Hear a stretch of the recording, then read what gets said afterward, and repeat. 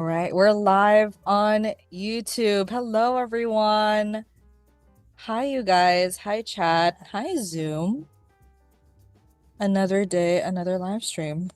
I say that every time I start a live stream now that I realize it's just force of habit. But hi, everyone. How's everyone doing?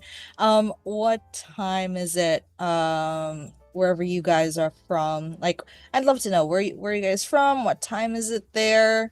Let me know. Drop it in chat. I'd love to get to know you guys a bit before we start because that's how these things go usually. I like talking with chat first before we get started. Hi Thurin. It's 2 a.m. for them in Denmark. Oh, thank you so much for joining us so late, Thurin. Hello. It's 8 p.m. for Beans. Hello, Beans. Sharda, 5:30 a.m. Goodness, thank you so much for joining us so early. Who else?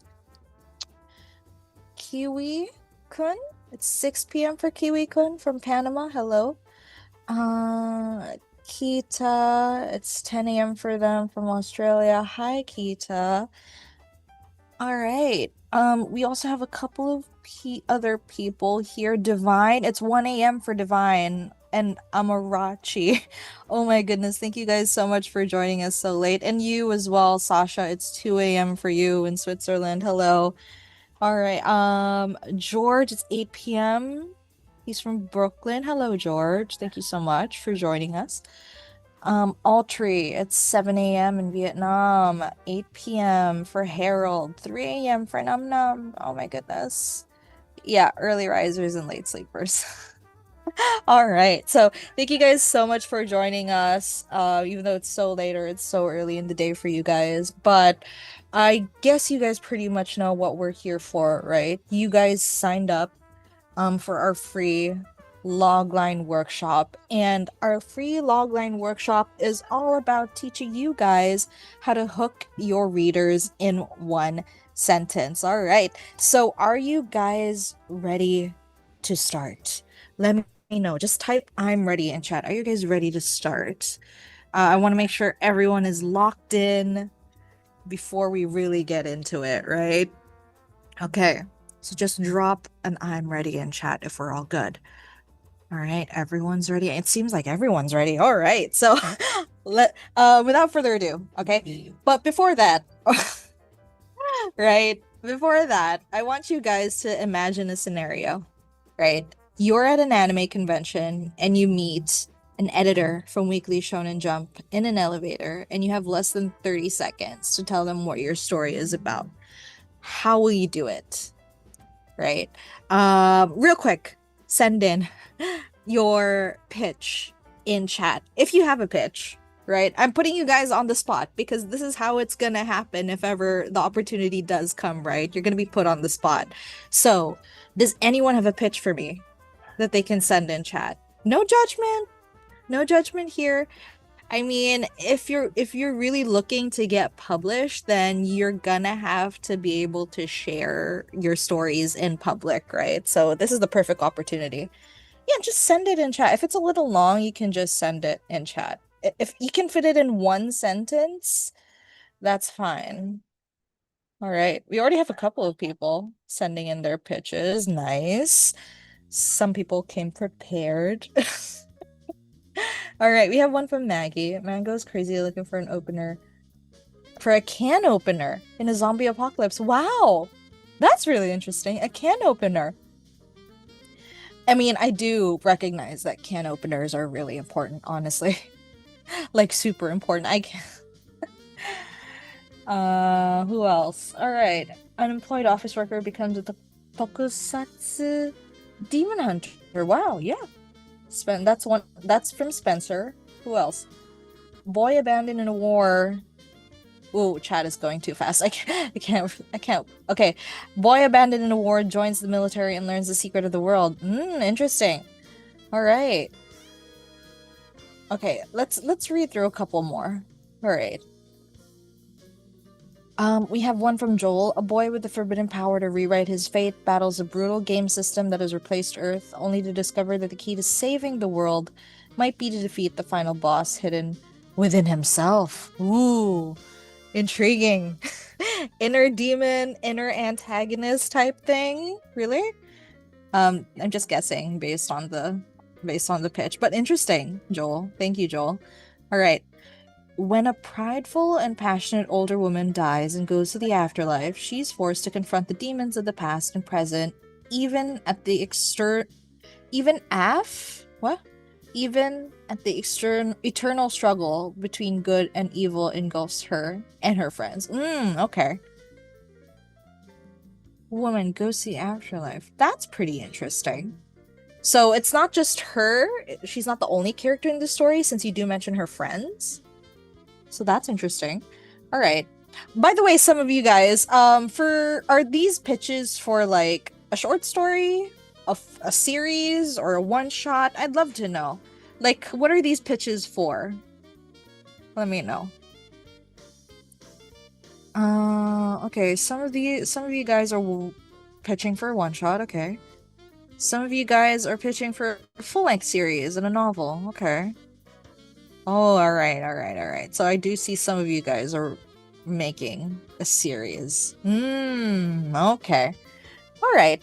In that case, my next question for you guys is, were you able to tell your story quickly and clearly? If so, drop the hand emoji in chat. I mean, for you, were you able to send in your pitch, and were you satisfied with the pitch that you sent in within the time that I gave you? Were you able to do so? If so, just drop a hand emoji in chat.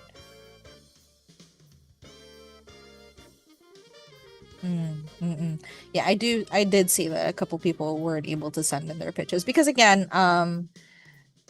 it's just a test, right? To see how many people actually had some of their pitches ready.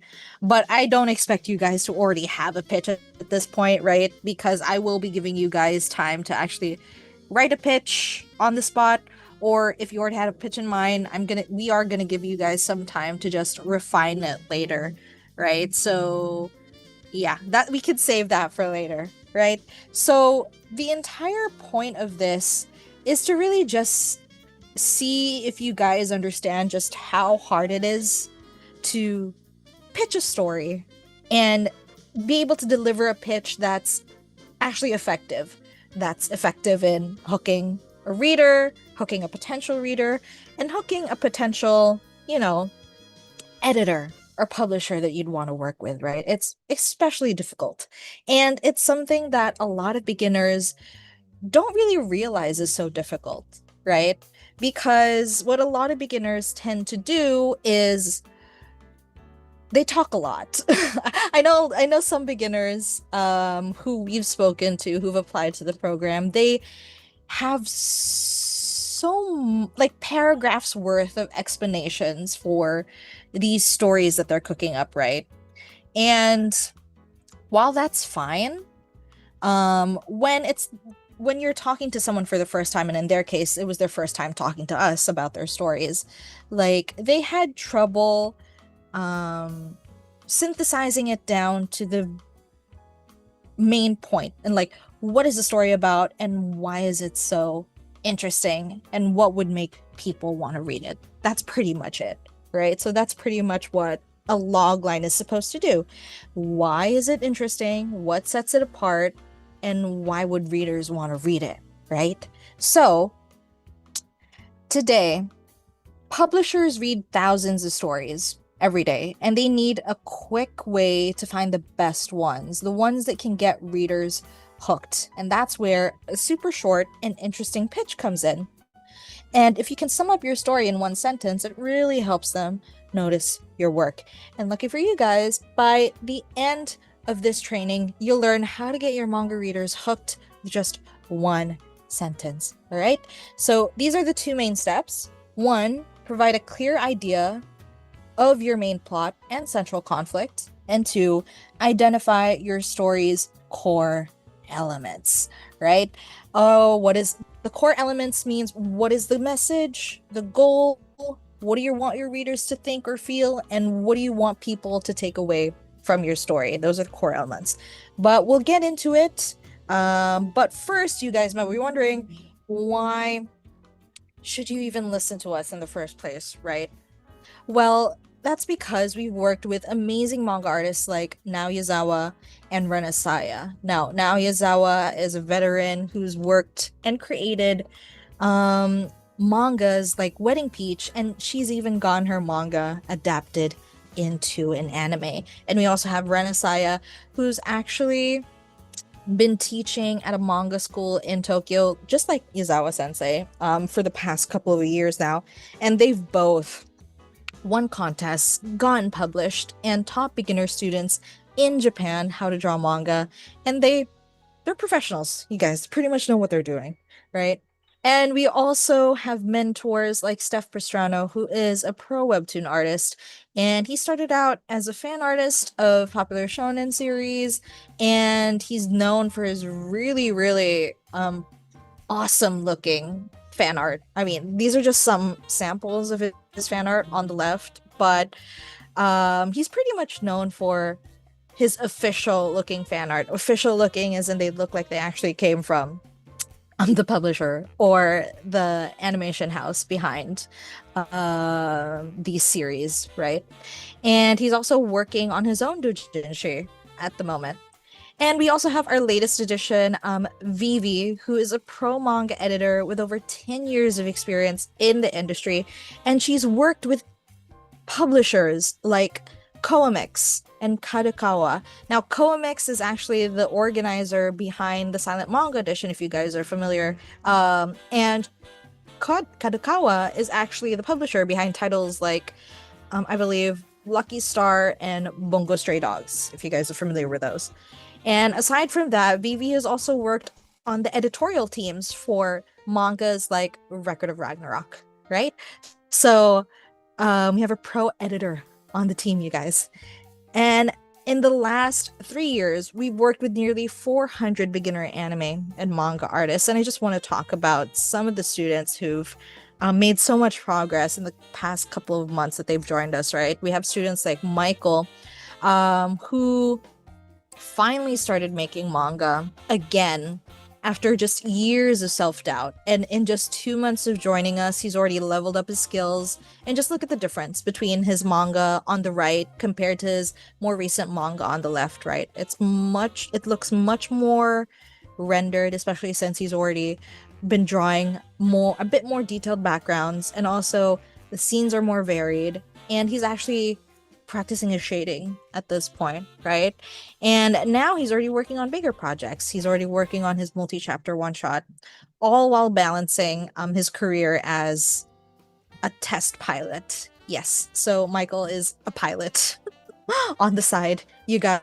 While he's learning how to make manga, he's also flying planes. And we also have another amazing student, Jamie, who also joined us earlier this year, and he already loved storytelling and drawing before even joining us, but he only ever drew like fan art. He'd never really drawn a proper manga before, so he wanted a structured way to actually start learning how to draw manga. And that's when he found us. And in just 4 months, he's improved so much. And all that considering he's also going through his PhD in astrophysics. So Jamie is another one of our amazing students who's also juggling like their education while learning how to make manga, which is honestly amazing. And we have a lot of students like this who are juggling careers, who are also juggling their own personal lives on top of trying to learn how to make manga, right? And for them, they've managed to put in the work and they put in the effort and actually make progress in just a short amount of time still. All right. So now we're here to take you to the next level and help you create a manga that you feel proud of. And you've seen how our students have progressed, and we're super excited to do this training with you guys and help you guys get to the next level like them, right? So are you guys excited?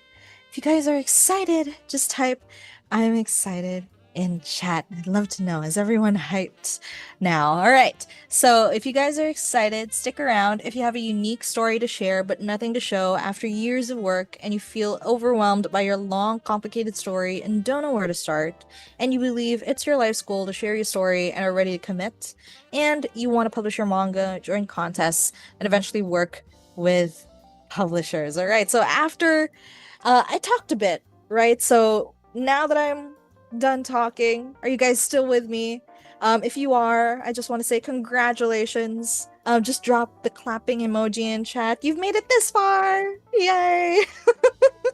We haven't even started yet, but I just want to give you guys a round of applause for even joining today's session, right? Because um I find it really admirable when people actually actively seek to learn, whether it's something new or whether it's something that they're struggling with. Either way, you guys are here because you want to learn, right? And I really want to applaud that. Thank you guys so much for taking the time out of your weekend to actually be here and learn with us today. And yeah, make sure that you all stay until the very end for a Q&A so that we can also talk about how you guys can start working with us and start working with our mentors as well if you have any questions about that. But yeah, I want you guys to meet today's coach for today's session, Coach Rem. Hi, Coach Rem. Hello, everybody. Hello. Hope everybody's doing fine and dandy. Hello. Hello, Destiny. Hello. How are you doing? There we go. Okay. Shall we begin, Candace? Yeah, you can take over the screen, All Coach. right. There we go. Okay. First off, can everybody see my screen at the moment? Everybody cool?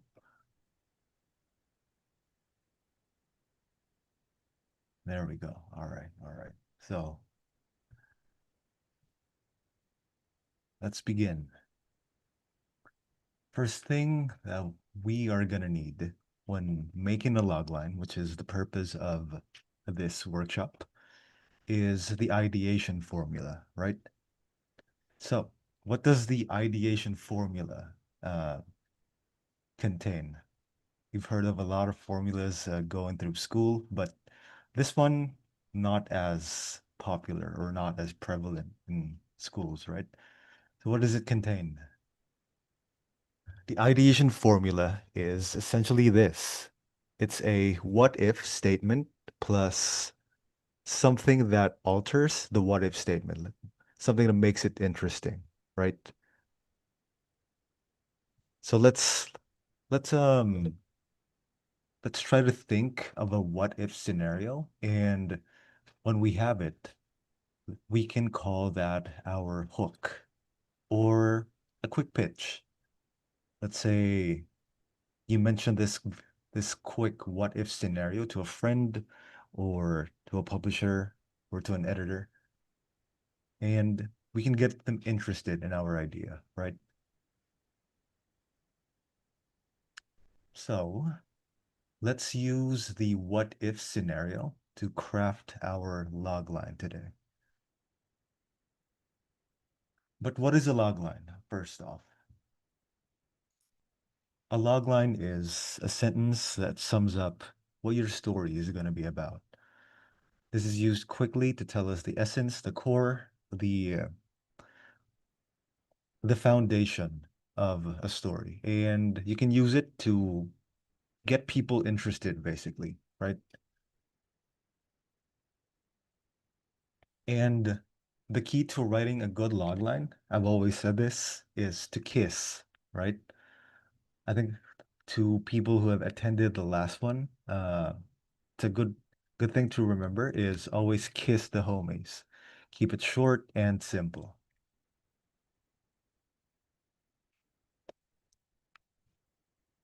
So we keep that in mind. We keep it short and simple, but we still don't know what does a log line contain, right? So what should we think about? What should we put in there? Um, so first off, you need to mention your main character or the protagonist. Who are we following in your story? A main character differs from the protagonist. A protagonist is our perspective into your story, whereas the main character is an important character, not necessarily the one we follow, right? Up next, what is your protagonist trying to do? What are they trying to achieve? Next, what is standing in their way? What's the conflict? Who is stopping them? What is in between your protagonist and their goal? And then finally, what's at stake? What happens if they fail? What happens if your protagonist doesn't get what they want, right? So think of these four things when you're trying to write your logline. Okay? All good, everybody?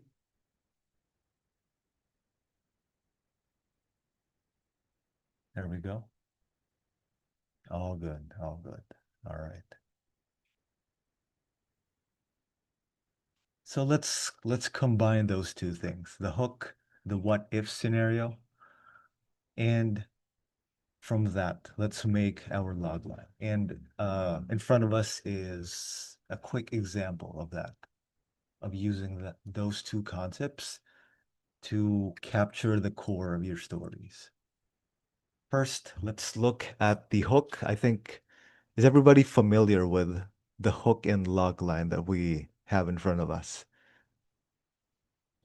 Anybody try to guess uh what story has this hook and log line combo? There we go. I think everybody knows it's Full Metal Alchemist, right? hmm There we go. So let's go through these together, both of these. So for the hook, let's read. What if two brothers tried to use forbidden alchemy to bring their mother back to life, but instead they lost parts of their own bodies, which forces them to go on a dangerous quest to find a stone that might restore them? That's our hook. That's our what if scenario. So what if two brothers? And then what makes these two brothers interesting? So in this case, they tried to use forbidden alchemy to bring back their mother, but instead of gaining what they want, they lost parts of their bodies, and then they have to go on a quest to find a stone that might restore them, right? So that's the what if, and then the int the what makes them interesting part of the hook. All right? Oh, cool. So then let's do the log line next. How do we create the log line from this hook, right? So remember the four things.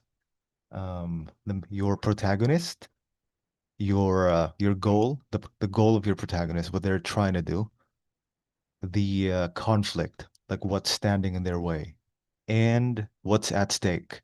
What happens if they don't get their goal or they don't achieve what they're trying to do?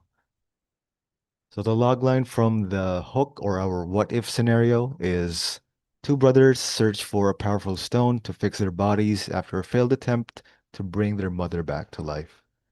But dangerous enemies and dark secrets stand in their way. That is our log line coming from the hook or what if scenario. Everybody clear? Everybody clear on how we construct the log line from the hook?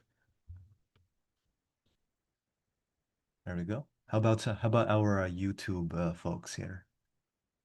How's the mood over there, Candace? Yeah, everyone pretty much understands it. Yeah. Okay, okay, that's good. That's good. So let's break down our log line from the previous slide, right? Again, two brothers search for a powerful stone to fix their bodies after a failed attempt to bring their mother back to life, but dangerous enemies and dark secrets stand in their way.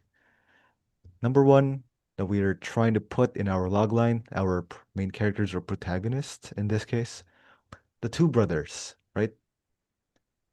What are they trying to do? That's up next.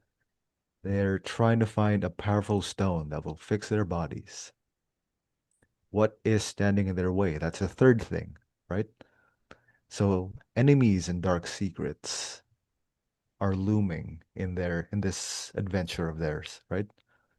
After that, what happens if they succumb to these enemies and dark secrets. They may get in the way of finding the stone and fix their bodies.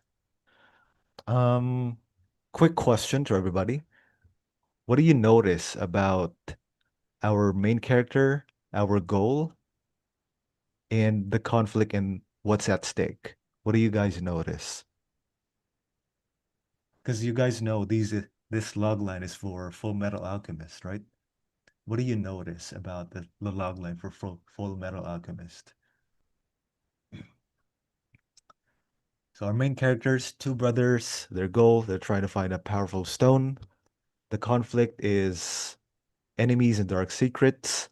The stakes, they may get in the way of finding the stone and fixing their bodies.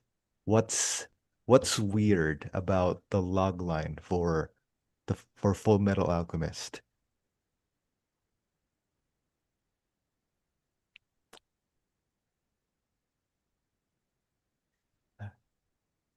You guys might be thinking about it too much, so I'll give it the answer too.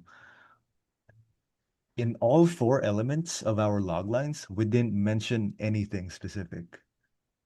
I think Harold is very close to the answer. It's kept ambiguous to build intrigue. Correct, correct. So you don't want to include the very specific details because number one, if uh if uh if another person hears your logline, they will start to ask, "Oh, who is this? Who's this guy? Who is this X name guy? What is this X name thing? Who is this or what is this Z named organization?" Right? They start to wonder more about the specific details and not about the core of your story, which is captured by your logline, right? And number two, we should save the specific details after they've read the your one shot or your story or your manga. We shouldn't give everything away at the beginning, right? So going back to the elements, we just mentioned two brothers instead of the Elric brothers. What's their goal? They're not trying to find the philosopher's stone, they're trying to find a powerful stone. That's it. What's standing in their way instead of the homunculi or other dangerous factions going after the stone too? We just say enemies and dark secrets. All right? And at the stake, it can get general on itself. We don't need to worry about it that much.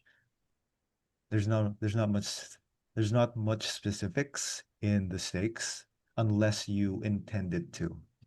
Is that clear?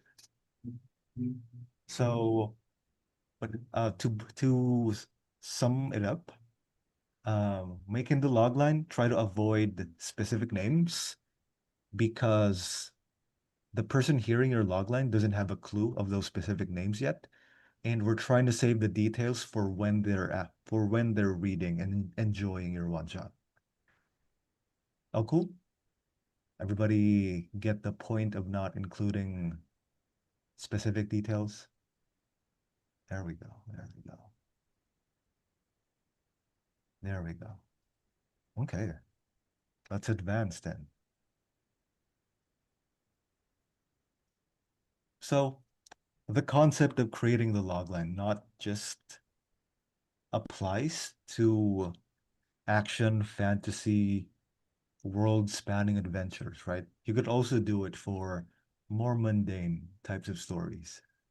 So let's look at this second logline that we have in front of us. Um, It says, in a seemingly normal town, three high school girls deal with super weird and funny things every day, like talking cats, a robot classmate, and crazy adventures that make their lives anything but normal. Anybody recognize the log line? Hmm, there we go. There we go.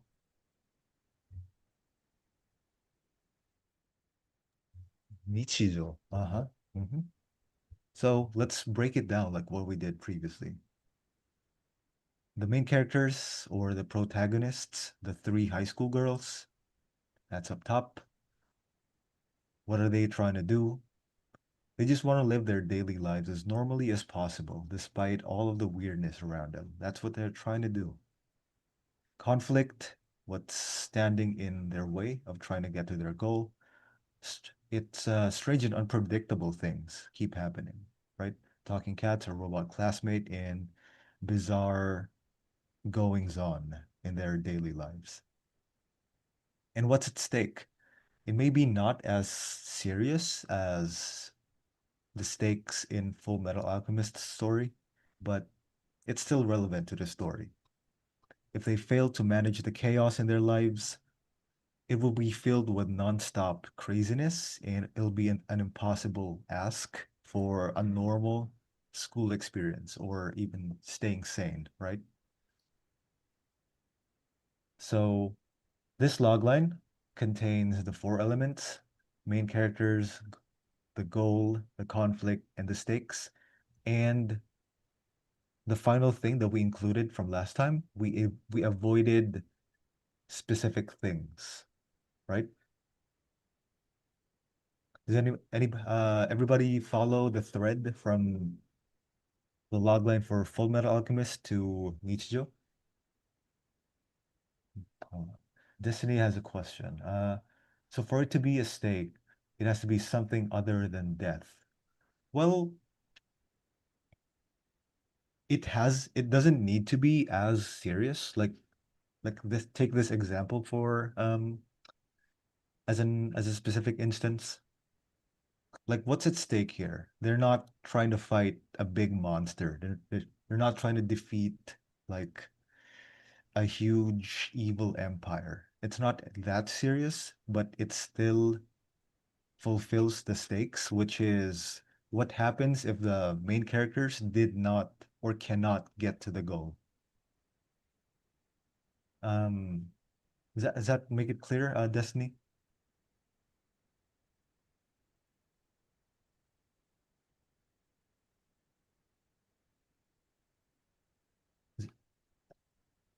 Okay, there we go. There we go. Doesn't have to be very serious, you know? It can be as simple as trying to live a normal life, right? So let's proceed again. Um, for log lines, you are going to create one, but then it's not going to capture the essence of your story.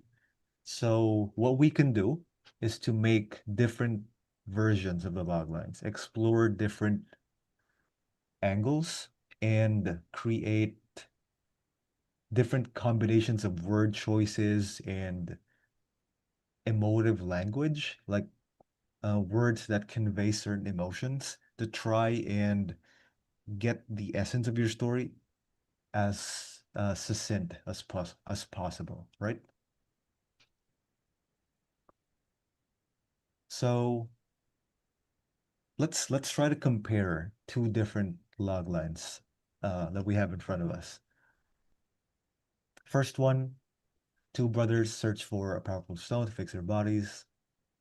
Exa this is exactly the first thing that we showed, FMA's logline. And let's compare it to a different version of it. So two young alchemists fight dangerous enemies and uncover secret plots as they search for a powerful stone to restore their bodies. What do you guys see between the two log lines that are different or going against what we established earlier?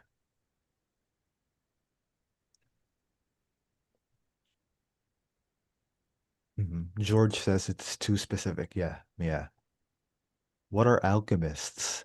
What if somebody who hears your logline has no clue what alchemist or alchemy is, right? Anybody? Any answers from our YouTube chat, Candice? Yeah. So Kaylee says the second leaves room for the details to be uncovered, is Mm. what they say. Hmm. Interesting take. Interesting. Because with the inclusion of the detail of the two characters being alchemists, that sort of narrows the image of our characters, right? I think It, they mean like secret plots. okay, Yeah. okay. Because I think in the first, right, I think the conflict is a bit more clear in the first one, right? Hmm. Whereas Hmm. in the second, the conflict is left a bit more ambiguous. Uh-huh. I can see that way. I can see that way. Okay. What do we have here? Dark blue part is a bit long. Hmm. Kinda. It's a much more wordy version of this, of the one up top. People would ask for reasons for searching the stone, says Amarachi. Yeah, yes, yes. You would say like the first one raises the stakes a bit because you know why they're doing it. Hmm. Hmm. Yeah. Also, there's a an emotional core to it, right? Yeah. Like immediately you present a familial connection in the first one, whereas there's not much emotional motivation in the second one. So it's about using different words and combinations of these words that invoke different emotions, but it would depend on your intention, right? Amu says first has clear stakes and goal, while second has saturated, so less impactful. hmm hmm No clear stakes in the second, says Divine. Correct. Yes. It's just as dangerous enemies. All cool? Everybody clear with these two log lines? There we go. There we go. There we go. Clear as ice, says Destiny.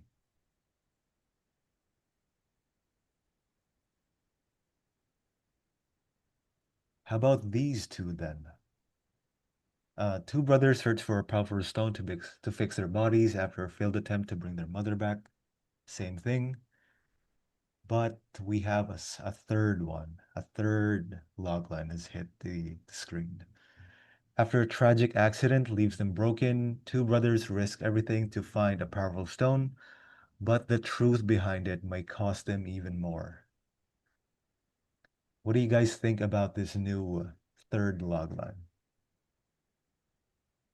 Bjorn says it doesn't immediately give us a character to care about. In a way, yeah, yeah. It lacks the emotional root up top, right?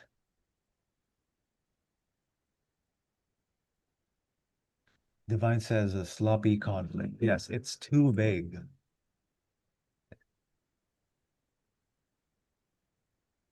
Like this truth could be harmless even.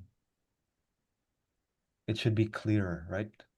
The truth needs to be direct.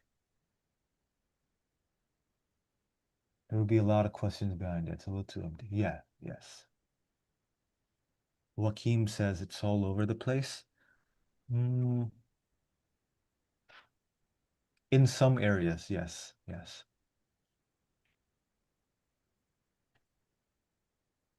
The second one, I'm seeing a lot of people prefer the second one.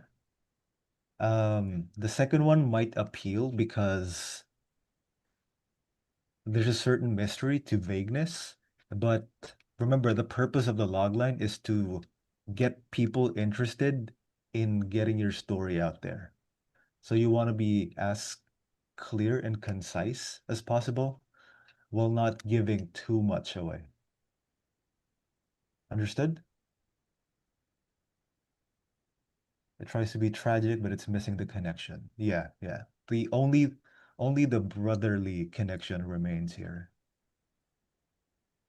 And also, sorry, I want to bring up the fact that, I mean, the magical element to it is a bit less clear in this new third log line, I Hmm. feel. Yeah. because in the second one, but in the second one, two brothers search for a powerful stone to fix their bodies after a failed attempt to bring their mother back to life. It's the it's kind of established that the brothers have powers in that sense because they failed to bring their Mm. mother back to life before, right? But I think Mm. in this third one, it's not as clear. So they just seem like two brothers, but not they it doesn't seem there's anything Special extraordinary about about them. them. There's Right. nothing extraordinary about them or unique about them in the third one. Right. Right. Also, in the first one up, the one up top, the purpose of this item is much clearer, right? Whereas this new third one, it just says a powerful stone. Like, what does it do? George says a tragic accident could be anything, like a car accident. Correct. Yes. Everybody clear with the difference between the first one and the third one?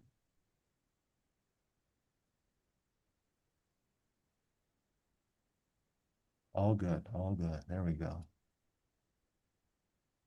Ultimately, like I said, it's all about your intention and why should people care when they listen to your logline? Why should publishers consider you in your story as something they would be happy to invest in? Or why should readers root for your main characters, right? And again, intention. Do you want to be emotional with your logline? Do you want to be direct? Do you want to be uh, even vague? Like, recall the third one? It's a little vague. Like, people are magnetized to the third one because there's a certain mystery to it. But ultimately, like we said, the goal is to make people care, right? So the answers must be clear. What does your main character truly want to do? Or what do they have to beat? What do they have to defeat? What is standing in their way? Could be a different character, could be the world, could be a godlike entity, could be nature. Make it clear, like what's standing in their way and what will happen if they fail to get what they want. They fail to meet the goal. They fail to save the princess in the castle, right? So make those things clear and we're golden with the log line. All right. So now let's do an exercise, shall we? Think of the pitches that you sent earlier in the workshop, and let's make three different versions of um, the log line that you're going to make. So make a log line first. That's going to be your first version, and make two other versions of it. And remember the four elements of the log line, the protagonist or the main character, the goal, the conflict, and what's at stake. And the fifth, I want to say fifth, but like a fifth invisible element, very important element. Avoid putting specific details into it, like we talked about earlier. Okay? So again, make three log lines.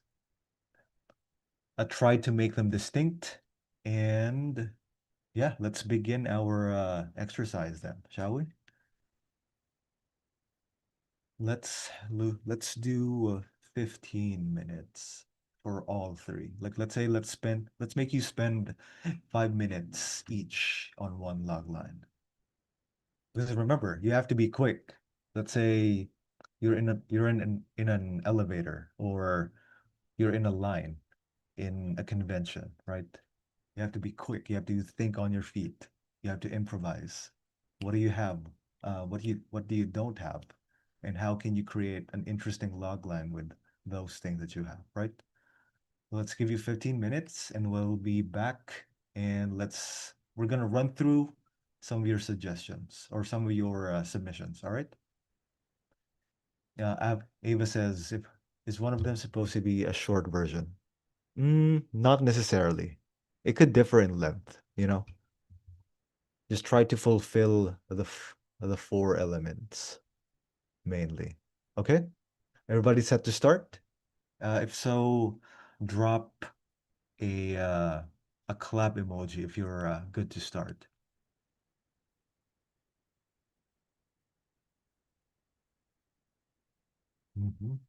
Okay.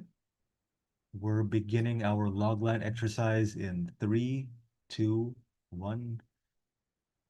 Go and write, everybody.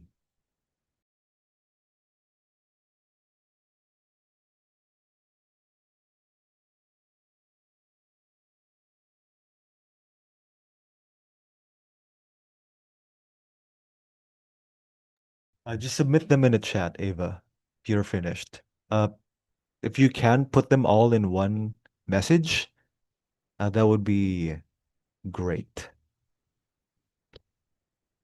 And we also have a question from YouTube. What if I don't have a story yet? Asks text. So for text, this is the opportunity for you to start brainstorming or try to experiment with whatever ideas you might have cooking up, Mm. right? Because I know that I perhaps some of you have already thought of a potential story for a manga at some point, right? So you can just pick up from previous ideas that you might have given up on or that you might have like put on the back burner and try to refresh them, right? This is opportunity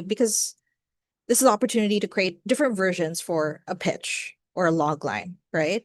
So if you don't have like a story that you're currently working on, then any one of your older ideas will do if you have one, if you have them. Or if you absolutely have nothing in mind, then now's the chance for you to start thinking about it. Okay? And just to help you there, remember the first thing we discussed even way before we took on the log lines? Uh, think of a what if scenario, right? So what if X is Y? X is going to be your base scenario and Y is going to be your phrase that makes X interesting.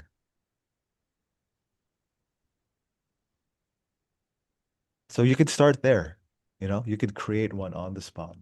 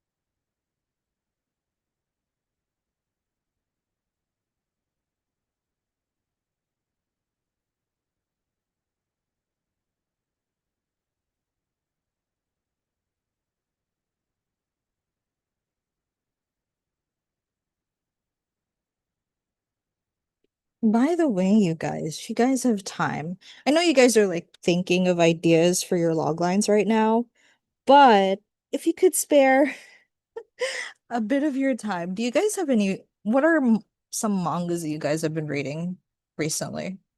I'd love to know. I might take a couple of recommendations from chat because currently, just to start things off, since it's only fair since I asked, I'm actually currently reading Witch Hat Atelier. I'm really early on into the story, so but it's been great. So, what about you, Coach Rem? What have you been reading recently?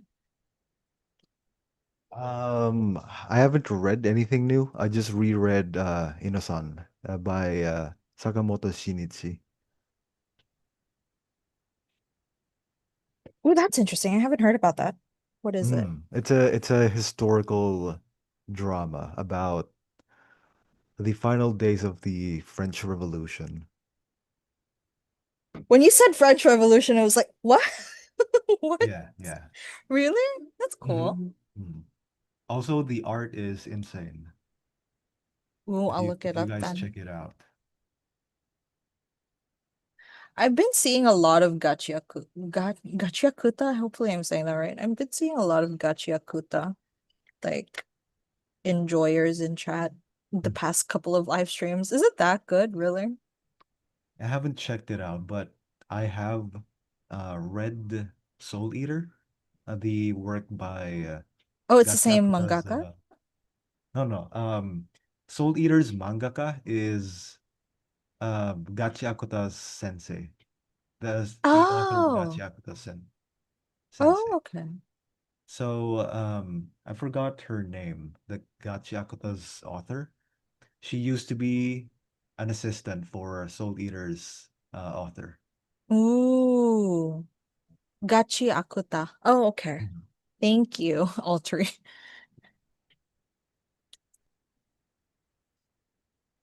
Yeah, that's what I said, avocado. Like the French Revolution in manga. It's cool. It sounds cool.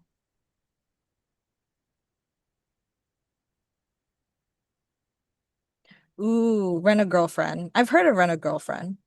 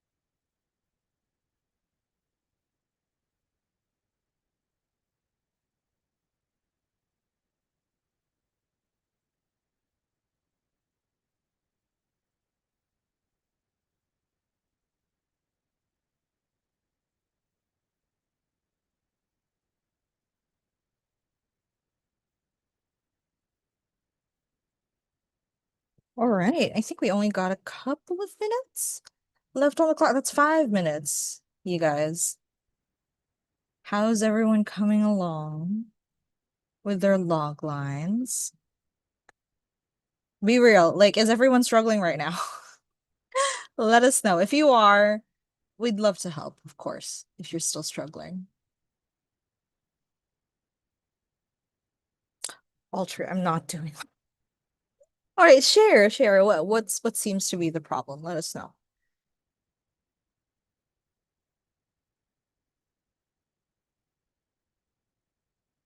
My story is too specific in some parts. Like, how specific do you mean? Like, too specific that it's turning into like 3, 5 sentences or what? And also to be clear, you guys, do let us know if these pitches are for one shots or for mangas, actually, because that would help because I honestly think it does make a difference.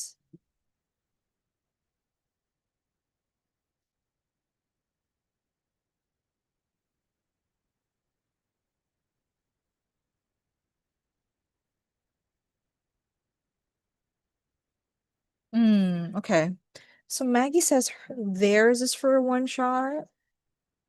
All tree. This is a full series. That might be why.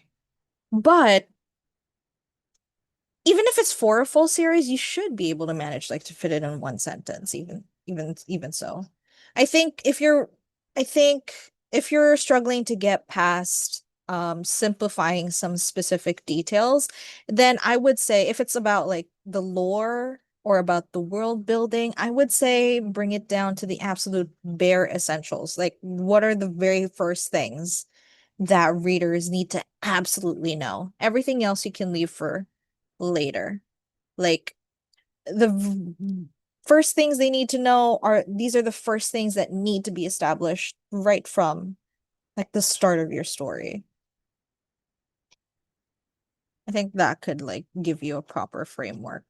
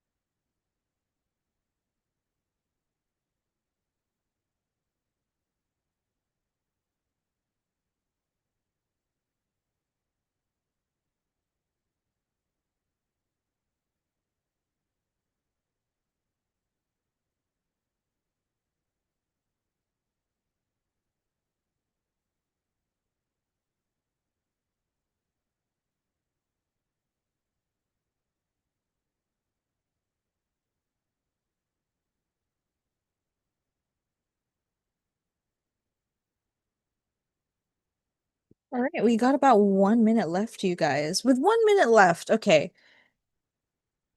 What are your particular struggles aside from struggling to simplify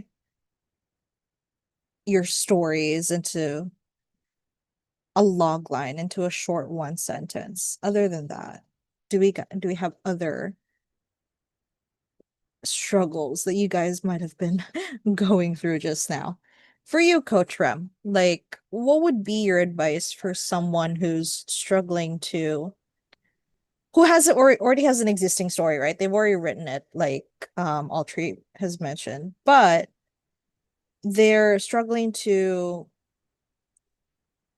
Mhm. make it more concise and really synthesize it down into like one sentence or a pitch. This might sound weird because you guys make your own stories, but if you like knowing your own story differs from creating your own story. You could create as many stories as you want, but in terms of understanding what you're actually trying to write, some folks don't get to that level yet, you know? If you don't understand your story, you can't capture its essence, its core, like what's at the foundation of your story that makes it work. And if you can't get that in if you can't understand that part of your own work, you're gonna have some struggles with uh how do I say this? Like getting all of the important details in 1 to 3 sentences essentially. So it depends on the level of your understanding of your own work in a way.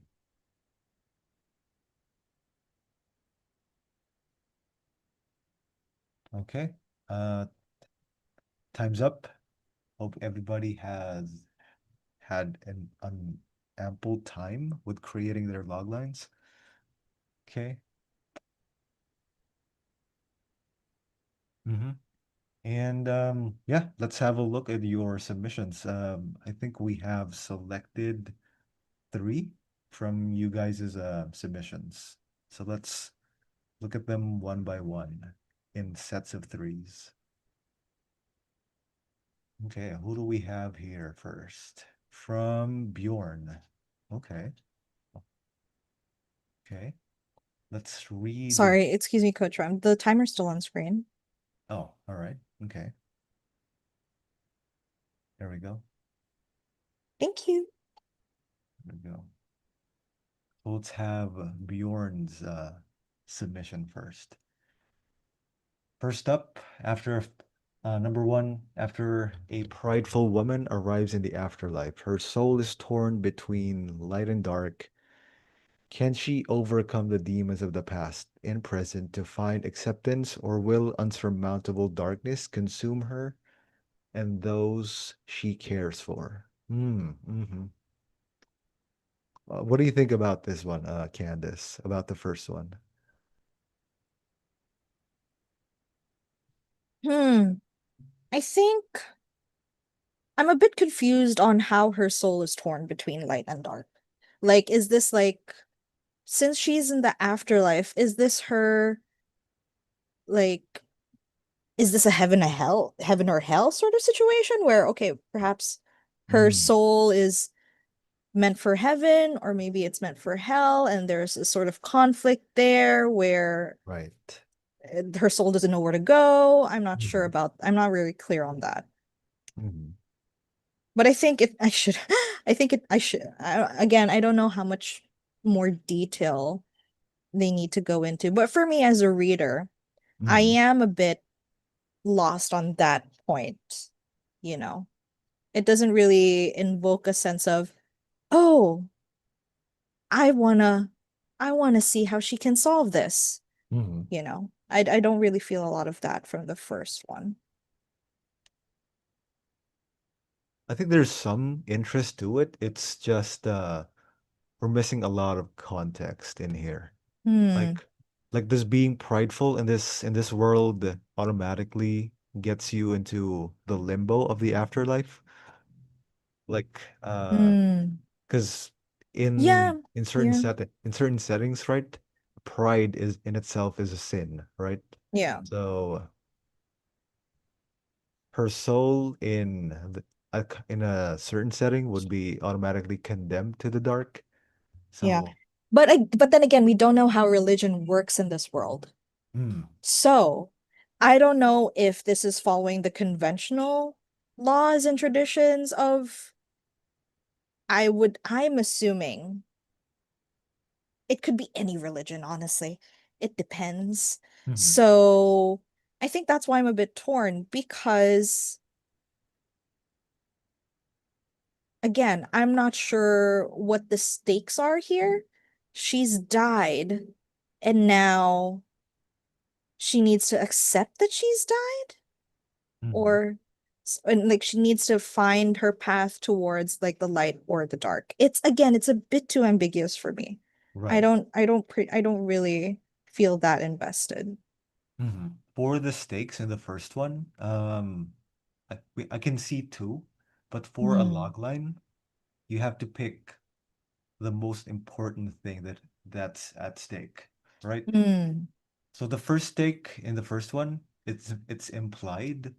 Does her soul become redeemed, or does it, or is her soul like condemned eternally? That's what's at stake first. Like her own personal redemption is at stake. Hmm. And the second one is, will her condemnation also consume people who she cared for when she was alive?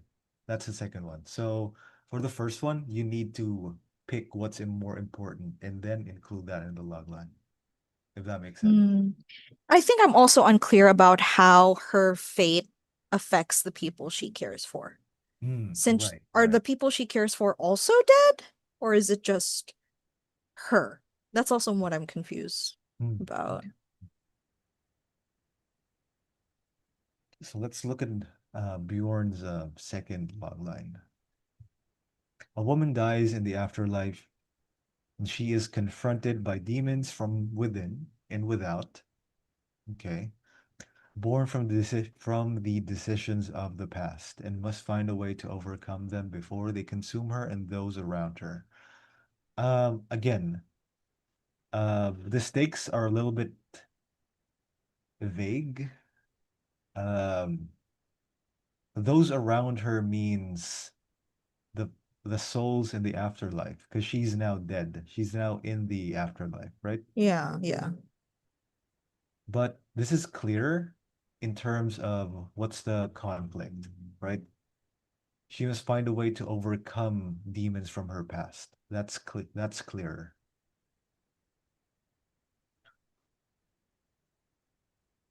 Also, So, sorry, yeah, go ahead. I guess I'm kind of confused why the demons are coming after her.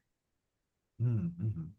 Is it because like she's a lost soul and they're trying to I bring think her it's to from either heaven this. or hell or something like that? I think it's from this, from things she did in the past. That's why Hmm.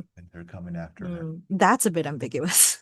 Like, why this soul in particular? Now, what makes this woman really stand out and what makes her wants demons to come after her Hmm. specifically, you know? I Right, think right. born from the decisions of the past is a bit too ambiguous. It doesn't really make her that unique because this could be anyone. Anyone, like all we know about this woman is that she's prideful at this point. So No, nothing no. really In the that first one, we know interesting. she's prideful. In the Yeah. second one, she just dies. She just dies. Yeah, Yeah. exactly. This is a woman who just died. That's Uh, pretty much it. I don't see anything really interesting about this woman. And I'm assuming this woman is like our heroine, right? Since it's basically about her. So, right, right. I think with the second one, it's clear with the conflict and the stakes are clear, but what you're missing in detail or explanation is your main character, your protagonist. Like what makes them hmm. unique from the other souls that have just died and are in the afterlife. So first one, the conflict and what's at stake is vague. The second one, your protagonist is a little vague. But the second one so far, it's better than the first one. So let's look at the third one. Okay, after a life of bad decisions, a woman is confronted by the demons of the afterlife that threaten to consume her and those around her. And if they cannot overcome the rising darkness, their souls could be lost forever. Okay. This one is a little bit all over the place. And the third one, now we don't know if she dies. This could be like the demons could be coming just from the afterlife and they went to the land of the living, right? Those are the questions that me as a reader could be asking. If they cannot overcome the rising darkness, their souls could be lost forever. Who is they? Like their souls, who are they? Is it just a woman? Is it other people living in their world?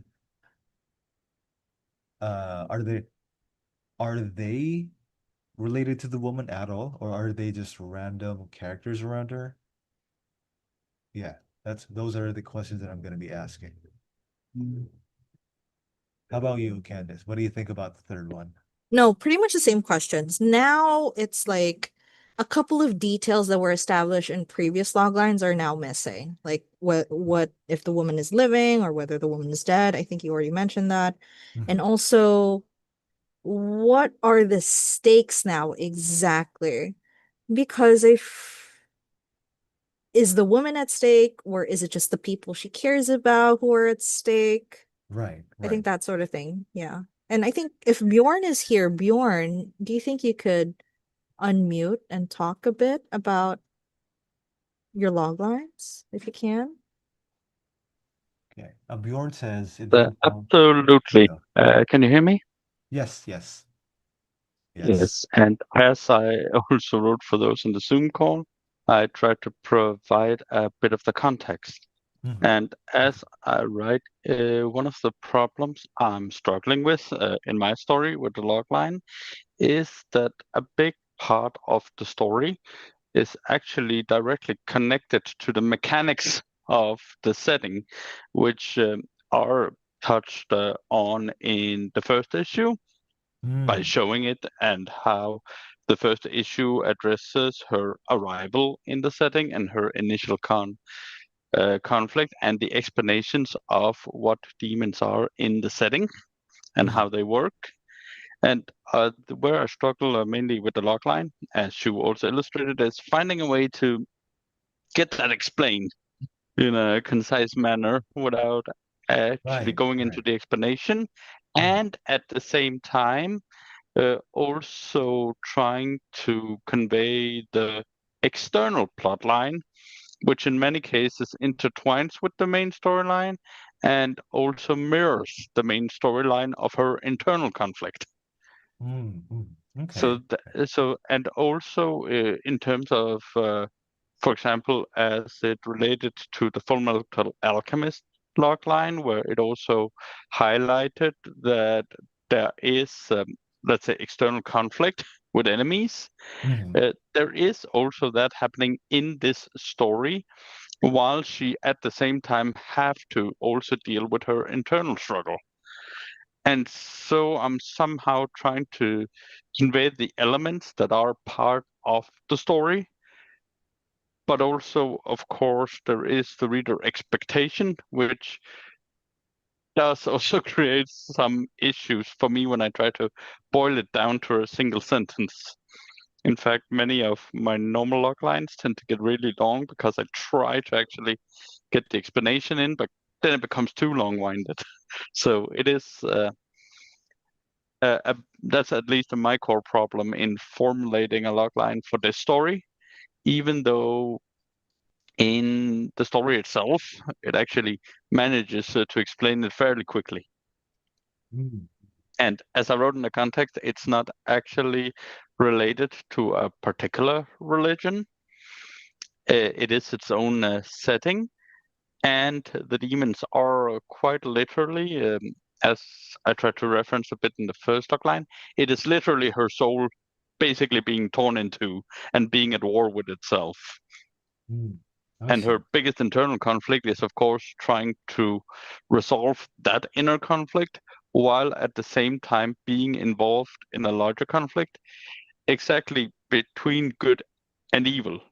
with evil being the ones that have already been consumed by their demons. So yes, that is a lot of things I'm struggling with boiling down to a single sentence. Mhm.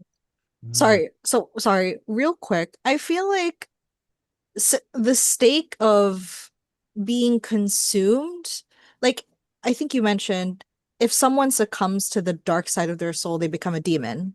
Do I get that right, Yes, Bjorn? Yeah. So I exactly. think Uh, that's a and very important thing that needs to be mentioned.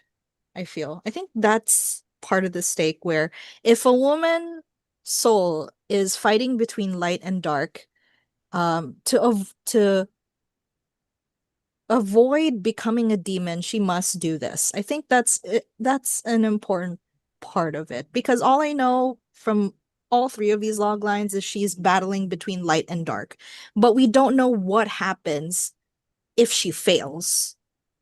Honestly, I don't think it's very clear what happens if she fails. Like she succumbs to the dark is implied, but what's so bad about it?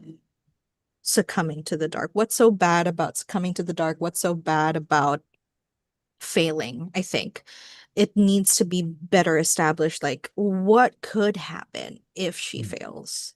But yeah, go ahead, Coach Ref. That's just my like first impression, at least. mhm, mhm. Okay, okay. I think number one, if you were to rewrite this logline, the second one, because at the moment I think it's the strongest one. Number one, I would add more details or descriptions to the woman character, to set her apart from other people who might be sharing a same or similar uh, predicament, right? So what's unique about her? What sets her apart? And mm, in terms of the struggle between light and dark, um,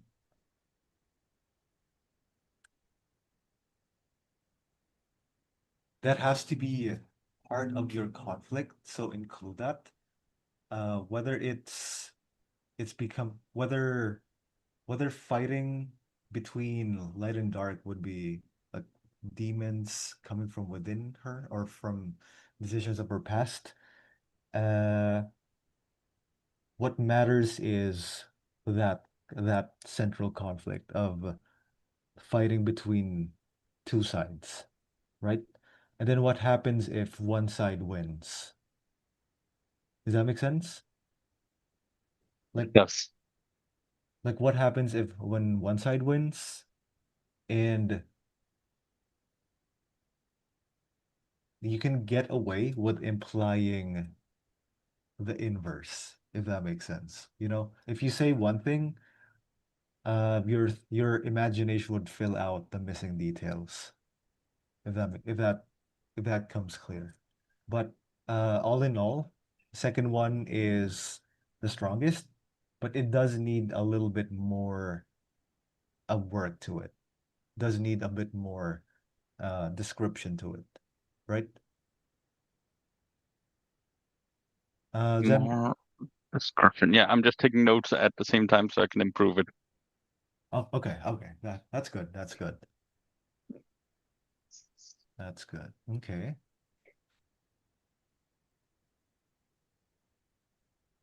Um, any more questions from Bjorn before we move on to the next submission? Specifically, thank All you right, a lot. no problem. Always Let's welcome. see.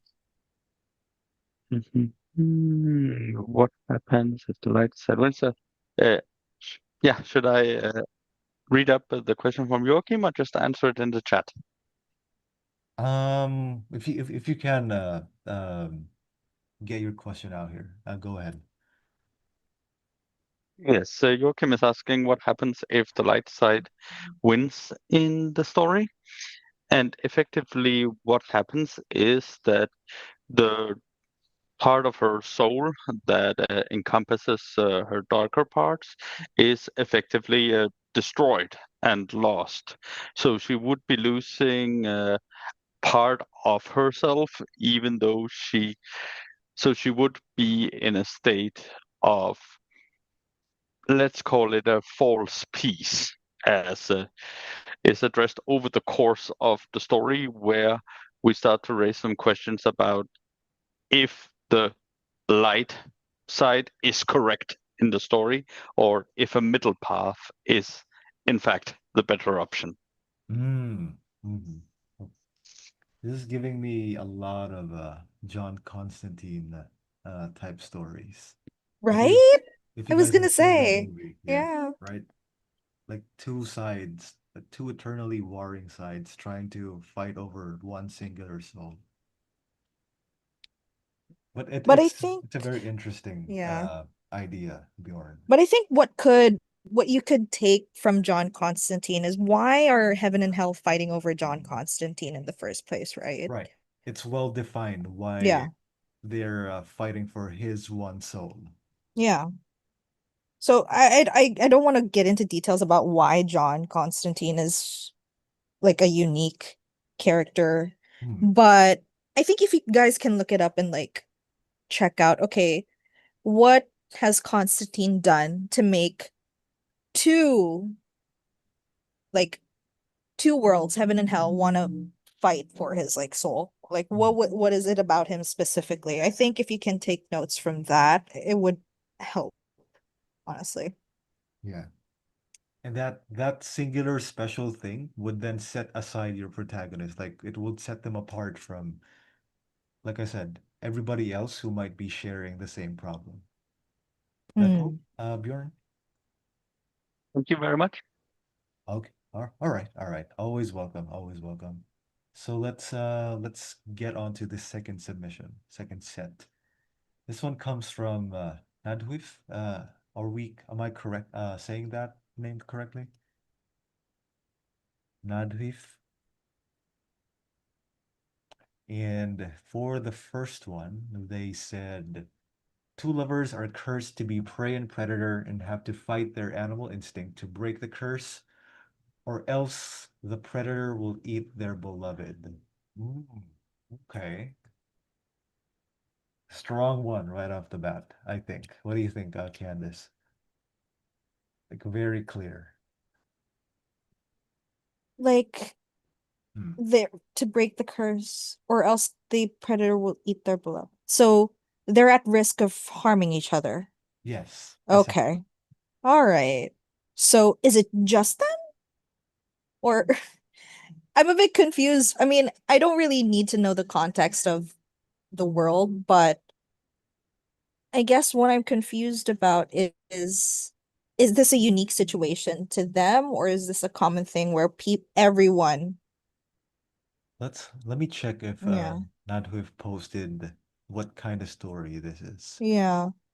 Is this like Uh, a fantasy, or is this just a unique situation where suddenly two people are cursed with this or something like that? I guess that would be pretty important um, context. if you're here, Nadwif, kind of fancy. What kind of a story is it? Is it a singular story, a self-standing story, or is it meant to be like um a serialized Mm. thing? Can you hear me? Can you hear Mm. me? Yeah, I we can vaguely hear you, but I think you need to speak up if that's you, Nadwa. Let me remove. Can you speak up? Is Hello? it Yeah, we heard you real for a second there, but now Mhm. you're gone. Seem to be breaking up. sure? You can just chat, Nadwif, if you, If because your it seems mic like isn't your working. audio is a bit going in and out. Yeah, you can just send a chat. But I think, yeah, the first one is missing a couple of details that I see in the second and third, I feel, for me. Hmm. I see. I'm seeing like they have no clue in the second one, or in the Hmm. village, like in the setting. In You mentioned the setting in the second one. Yeah. And also the third, it's a bit unclear. In a cursed village, so everyone is cursed? Hmm. So at that in the third, I'm assuming if the village is cursed, then that means like everyone is under the curse. It's meant for, So, as Nadwip said, it's meant to be a one shot, but I love the plot so much. I think I make one or two tomes of it. Tomes. Wow. Okay. We're going into tomes now. Okay. I, hmm. In the second and third one, I don't know if this is your intention, but you seem to be adding more details as you try to make different versions of it. And that makes it a little bit hard to compare all three. Uh,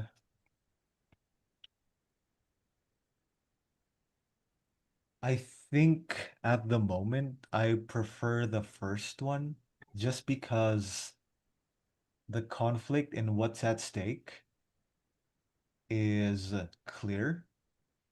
But in terms of your main character or protagonist descriptions, you're a little bit lacking. Like what makes them interesting as lovers? Like they can't exist as lovers. They have to exist individually first and then establish their relationship. But other than that, I strongly prefer the first one. yeah, and also to add on to your point, Coach Ram, I feel like the main character with the main conflict here should be the character who's cursed with being a predator. Being the predator, yes. Yeah, it should be about the person who's cursed to be a predator, I feel. You could Mm, have one version where it's focused on the predator character. You could have one version where it's focused on the prey character, I feel. It right. depends. But it seems like the stakes are higher for the predator. I know it could be the same. The stakes for the prey is they get eaten. The stakes for the predator is that they eat the person they love. So I think the stakes are pretty even for both of them. So you could try different versions with, With a different focus, yeah, with a essentially. different focus, yeah. Right. Because if this is for, originally it was for a one shot, right? I would honestly say if you're making a one shot, your protagonist should be a single character, Mhm. honestly. But if you're thinking of turning this into a series, a duo protagonist sort of scenario is a bit difficult. And I think a duo a series that comes to mind that has like that technically has that seems like it has two protagonists is Dan Da Dan, right? It seems like Okarun and Momo are both protagonists, but the story is actually follows Momo, doesn't follow Okarun. So I think what you need to focus on is your protagonist, who the protagonist is. If it's your very first time making a manga, I do not recommend having two protagonists. These two lovers be your protagonist, so you need to choose one. One of them should be your protagonist, I feel. I think that could help you really narrow down and iron out your story a bit more. But yeah, go ahead, Coach. Mm, I'm trying to figure out like a way to rewrite the first one into having a focused character. Hmm. But like Candace said, try to focus on one so that it's easier for you to resolve certain aspects of creating a logline. And yeah, that would make it easier for you to write the actual story, if that makes sense. But like I said, first one, continue to develop the first one because that's the strongest one. The second and the third, you might want to leave the extra details for when you write the actual story, you know? The first one is interesting enough. It doesn't need other stuff like in a village or they don't know that they're cursed and those sorts of things. All right. Divine said maybe the praise that protagonist and the predator's antagonist. That could happen, and also the inverse could happen, right? Because Nadweb did make it clear. So that's a challenge for you now. Make the decision. Pick who you want to focus on. All right? That cool?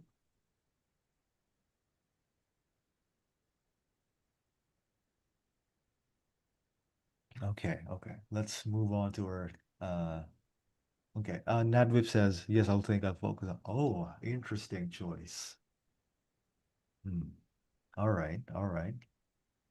All right, then good luck with writing your prey perspective then. All right? Good luck. Let's move on to our third one. This one comes from Moo. First one says a filmmaking student is on a journey to capture a 10-year-old cold cases serial killer. It's a little bit weirdly worded.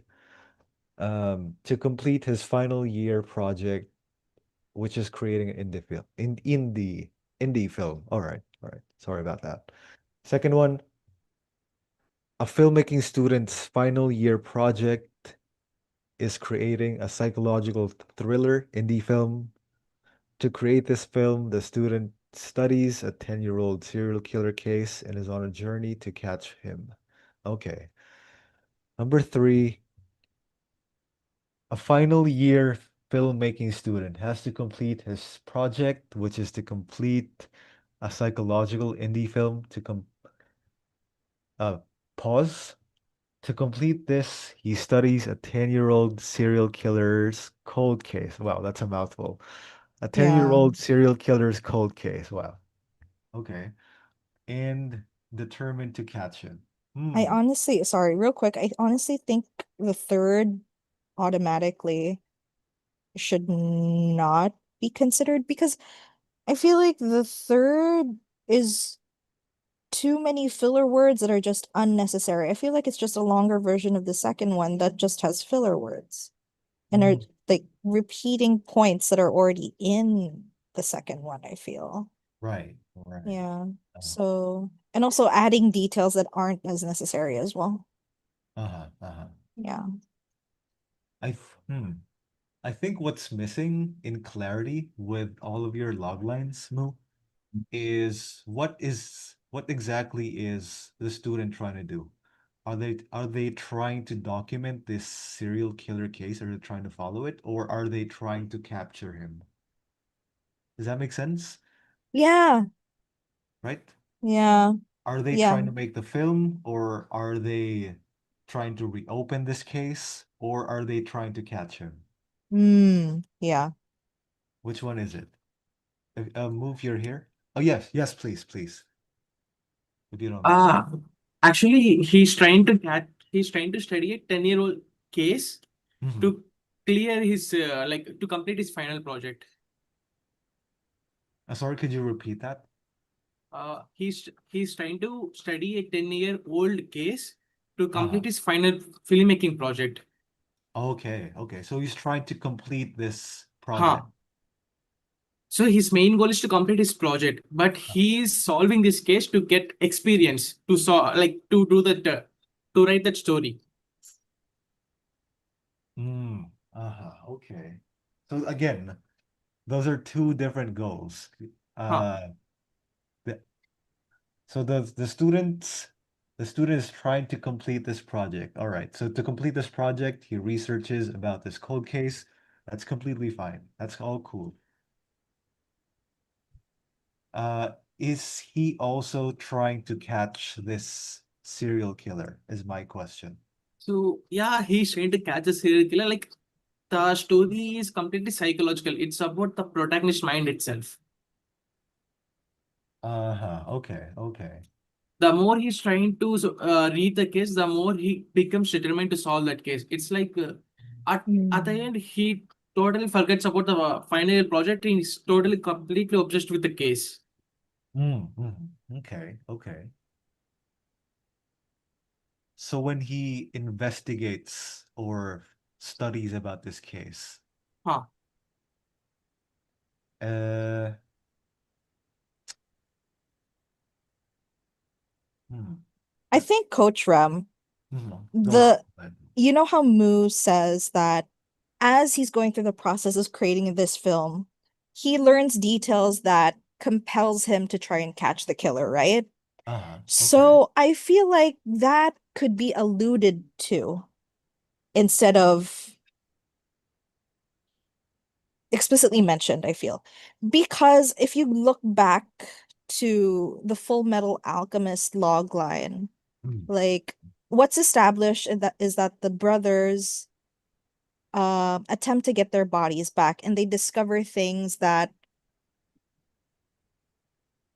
Isn't real. could that could challenge them on their journey, that sort Right. of thing. I see. So Okay. it could be that sort of thing for this one instead of, because I feel like the goal of creating a film about a serial killer is already interesting Uh-huh. in Uh-huh. itself.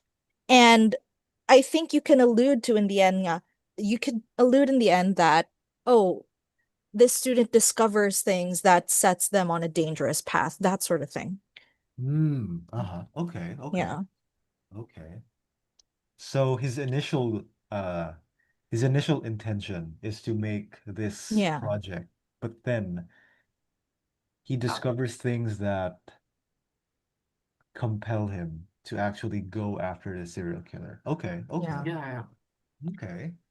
So it could be something like a missing serial killer who, or it could be like a presumed dead serial killer who isn't dead at all. That sort Hmm. of No, thing. no. Actually, he isn't dead. He's like completely went underground. Like he isn't doing any Missing. serial killings. Yeah. Yeah. Okay. All Okay. right. So maybe the serial killer is closer than he thought. That sort of thing. Mm-mm. Huh. Yeah. Okay. Filmmaking student. Filmmaking student trying to complete his final year project. Discovers. No. There's a way to rewrite this so that you can allude to the initial intention and the actual goal of the student.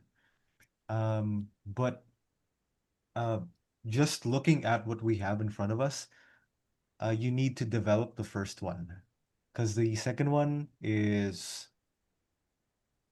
uh, much vaguely written, or in it has a lot of fluff to it, and the third one is a worst case of the second one. So work on the first one so that you can include the initial intention and the actual goal, and you're gonna be all set. That's an interesting pitch already to me if I'm gonna be an editor.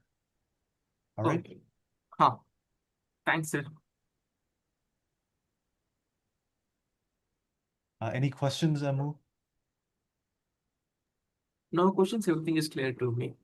Okay, okay. Thank you, thank you. So yeah, that pretty much covers everything that folks have submitted. That's some selection that we had. So let's ask everybody, how was making your log line? Like, what did you have trouble with? Or what did you enjoy about it? What did you enjoy writing about it? Share your insights with us. Shasha says, is it important to know what the case is 10-year old, or is it enough to know what that it's a cold case? Um, that good question. I think I think Moo can omit the 10-year-old part of the cold case from the log line. And Destiny says, articulation, I feel, is what I struggle with. Yes, yes, yes. That's a lot. That's a very common struggle. Like finding the actual words to describe what you want to say. Maggie says it was pretty easy because I knew what log lines were before I came. Okay, okay, well researched. Nadviv says, making different log lines, I really enjoyed pushing the story feelings to the max. I see. Stefan says, I struggle with adding my own character to it without telling a shock factor. Oh, uh-huh. How about some YouTube folks? Are they struggling Yeah. with anything in particular? So Nexus says, I really enjoyed it. I struggled with condensing info and cutting unimportant info, but I think I got it right now. Yeah. Mm, okay, that's what Harold also mentioned.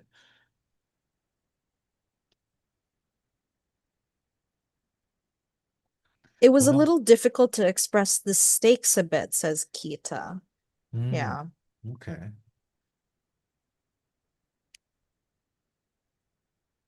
If you don't have anything at stake, you should reconsider your main character. Like, what do they care about, or what can they lose, and your conflict, right? Because your stakes is gonna come from the clash of your main character against the thing that is stopping them, if that makes sense. Kehonte says, I kind of have trouble with last minute writing, the detail I came in. Right. It's the on the spot, being put on the spot thing. Mm, okay.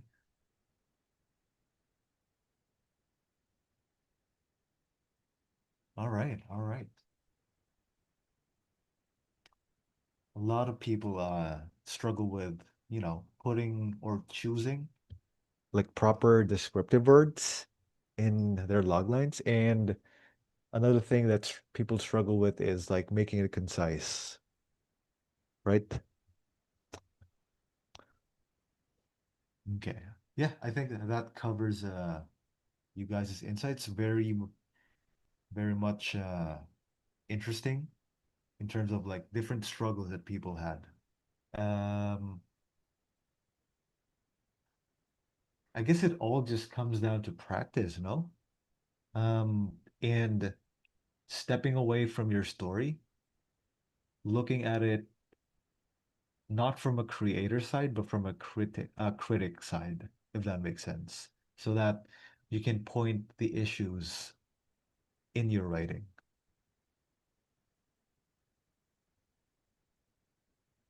Would going back to practicing literature and grammar help? Literature, sorry, reading different stuff like short stories, novels, manga, comics, that would definitely help. In terms of grammar, that would help with communicating or writing your writing.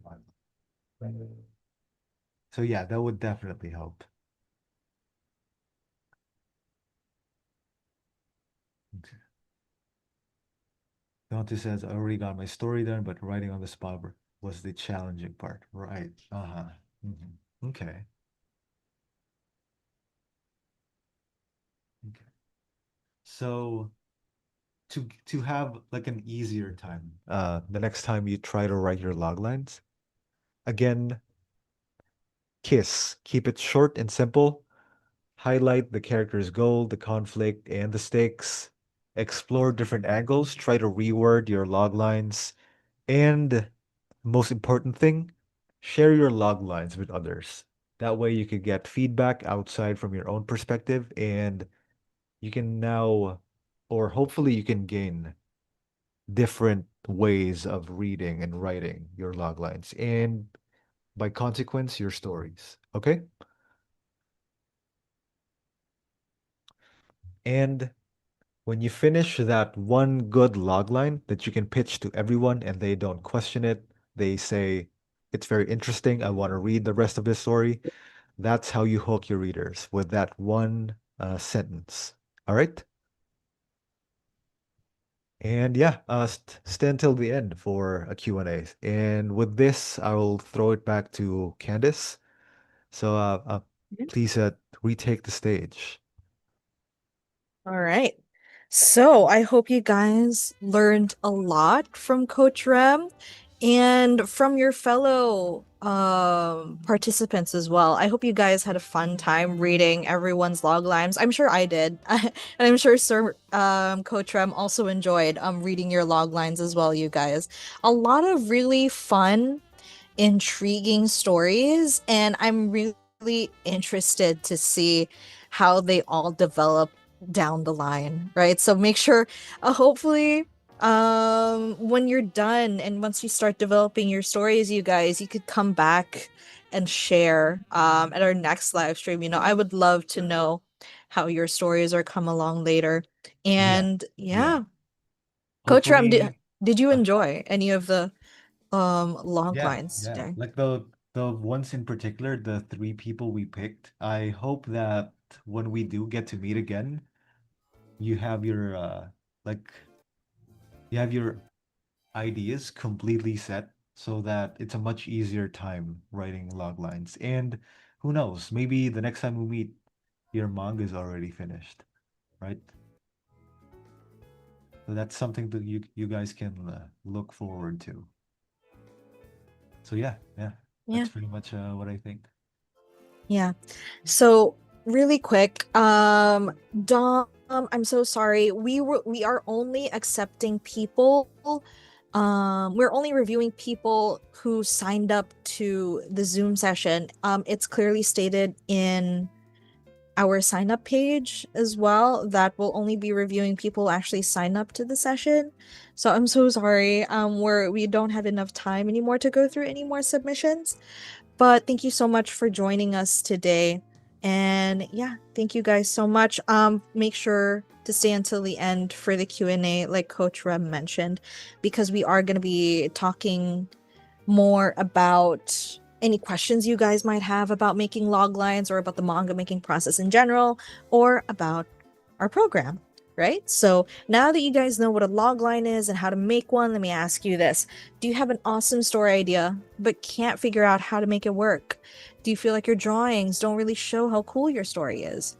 And do you dream of making one shot but feel stuck and unsure how to do it? If this is you, then just type yes if you can relate to any of this. Do you have an awesome story idea, guys, but you can't figure out how to make it work? Do you dream of making it work, but you still can't seem to make any sort of progress? If this is you, just say yes.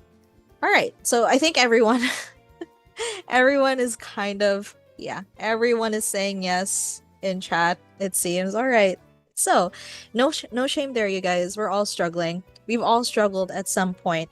So if you are still at that point where you're stuck and you don't know what to do, then we're inviting you to apply to our one-shot manga drawing program. Because in our program, you'll get the opportunity to work with our Japanese pro mangaka mentors and be part of an awesome community of aspiring mangaka, just like yourself. And just like our students, you'll learn everything from manga drawing basics to crafting a full one-shot from start to finish. And here's what some of our students have experienced in the program, right? So we have our student Takari, who's actually been making manga before she joined us. And back in 2024, this is one of her first mangas back in 2024, and you can see the massive difference here on the right from one of her latest submissions this year. And yeah, she's done so much progress in just a span of a year. And this is what she had to say.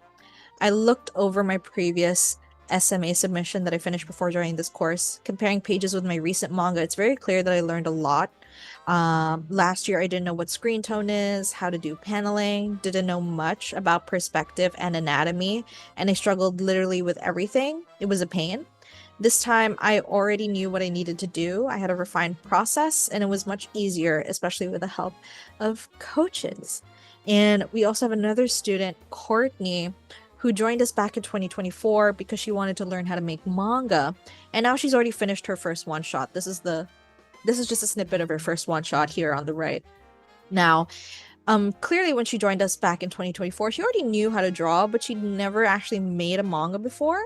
So she wanted to learn the art of manga storytelling, how to structure panels, you want to learn paneling, storyboarding, just visual storytelling skills, right? And this is what she had to say about the course. I like the sense of community and friendliness this group has fostered among itself and its members. My favorite part of being in this program is the privilege of getting critiques from mangaka instructors who have had first-hand experience in this field, and being able to converse with them and have them critique my work has given me a better understanding of what I should and shouldn't do. So looking at the before and after from last year to earlier this year, Courtney's just made massive progress, and she's already on to making her next one shot, you guys.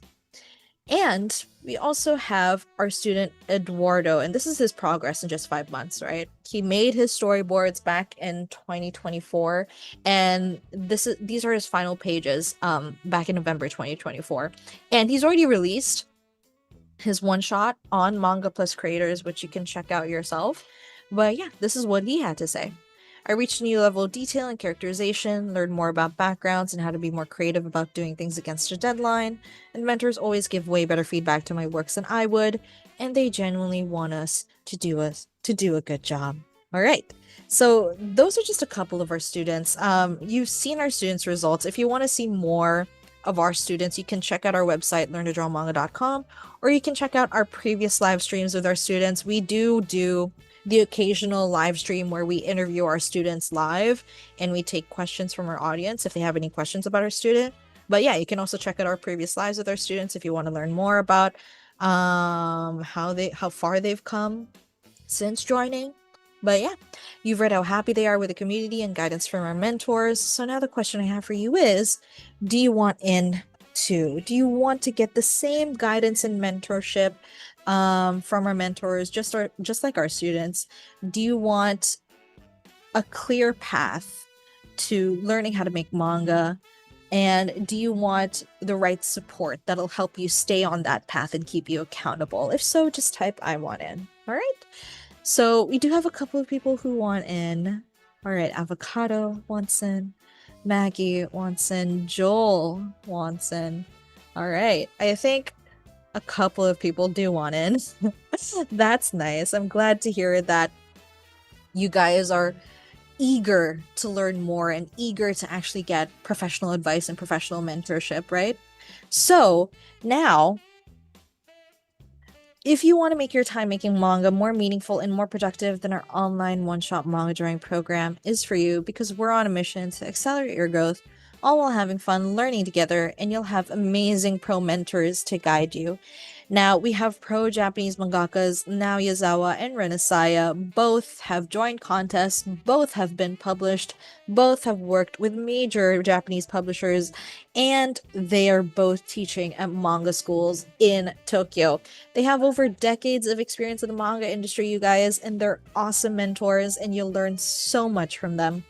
And we also have mentors Steph Pastrano, who is a pro webtoon artist and who's currently working on his own doujinshi and his own mangas, and Vivi, who is a pro manga editor with over 10 years of experience in the industry, who's worked with editorial teams for titles like Record of Ragnarok and Unsung Cinderella, and worked with major publishers like Comics and Kadokawa.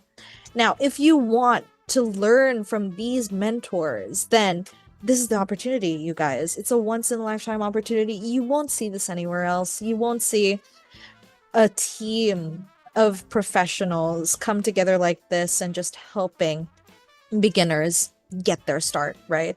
So by joining our program, you will be getting the chance to work with these amazing mentors and get the right support and right mentorship you need to actually get started, you know? So if you do join, the most committed and high-performing students in our program will get a chance to go to Japan. So you could, if you join and you do well in the program and you manage to finish your one-shot, you could fly to Japan on an all-expenses-paid trip and attend Comitia, a top indie manga convention in Tokyo, where you can pitch your manga directly to Japanese publishers and editors. And we also have another opportunity with our official Learn to Draw Manga anthology, where you can get published along with your fellow students in our upcoming manga anthology. Now, it's been something that we've been cooking up for the past year. We're planning on publishing it sometime by end of the year or next year. So yeah, if you want to get the chance to go to Japan and get published with us, then come sign up. Now, just remember, we're not taking in anyone. We want to work with aspiring manga artists who want to be empowered. So this program is for you. If you're at least 18 years old and comfortable to write and speak English, you're a beginner who wants to learn how to draw manga and start telling your own stories, and you have a passion for manga and dream of getting published or winning contests with your original manga, and you're seeking confidence and a supportive community to share your art and grow as a manga artist. So if this sounds like you, then you're invited to apply and join our one-shot manga drawing program. And again, we're only accepting applicants who are 18 years old and above. Now it's time to transform your manga journey, you guys. And you can start just by booking a free manga consultation call with us today. Now, the consultation call is free. This is something that we require every applicant to our program to do, is you just hop on a free call with us, no hidden fees. It's 100% free, and we just basically get to know you as a creator. We get to know your goals. What do you want to be? Ultimately, what's your ultimate goal as an aspiring mangaka? And we basically learn more about you, how you are as a creator, what your mindset is like as an artist. And if you feel like we could help you, and if you feel like you would be a right fit for the program, then that's when we proceed with your application, right? So you can book a call with us through the link on screen or the link in the description. So I can send it here real quick. Give me a second. All right.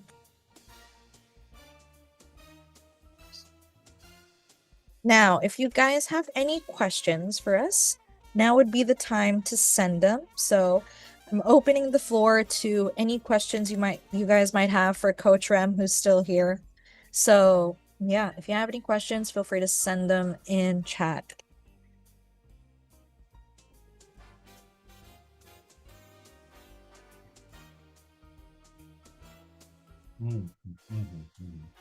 Okay. Question from Nadwef. I have a question how to make a good manga manuscript. I would like to change my regular paper into one for manuscript. What do you mean exactly by changing your regular paper? If you're drawing traditionally, are you asking about what type of paper to use, Nadwif? In the meantime, Ava asks, what's the fastest way to gain an editor? I guess it depends on how professional you could be working with one. If you're constantly failing deadlines, shifting things in your work, not being communicative with, working with them, and an editor could, get tired of you and essentially stop working with you. Number two, how does naming your manga work? Good question. It would depend on your theme.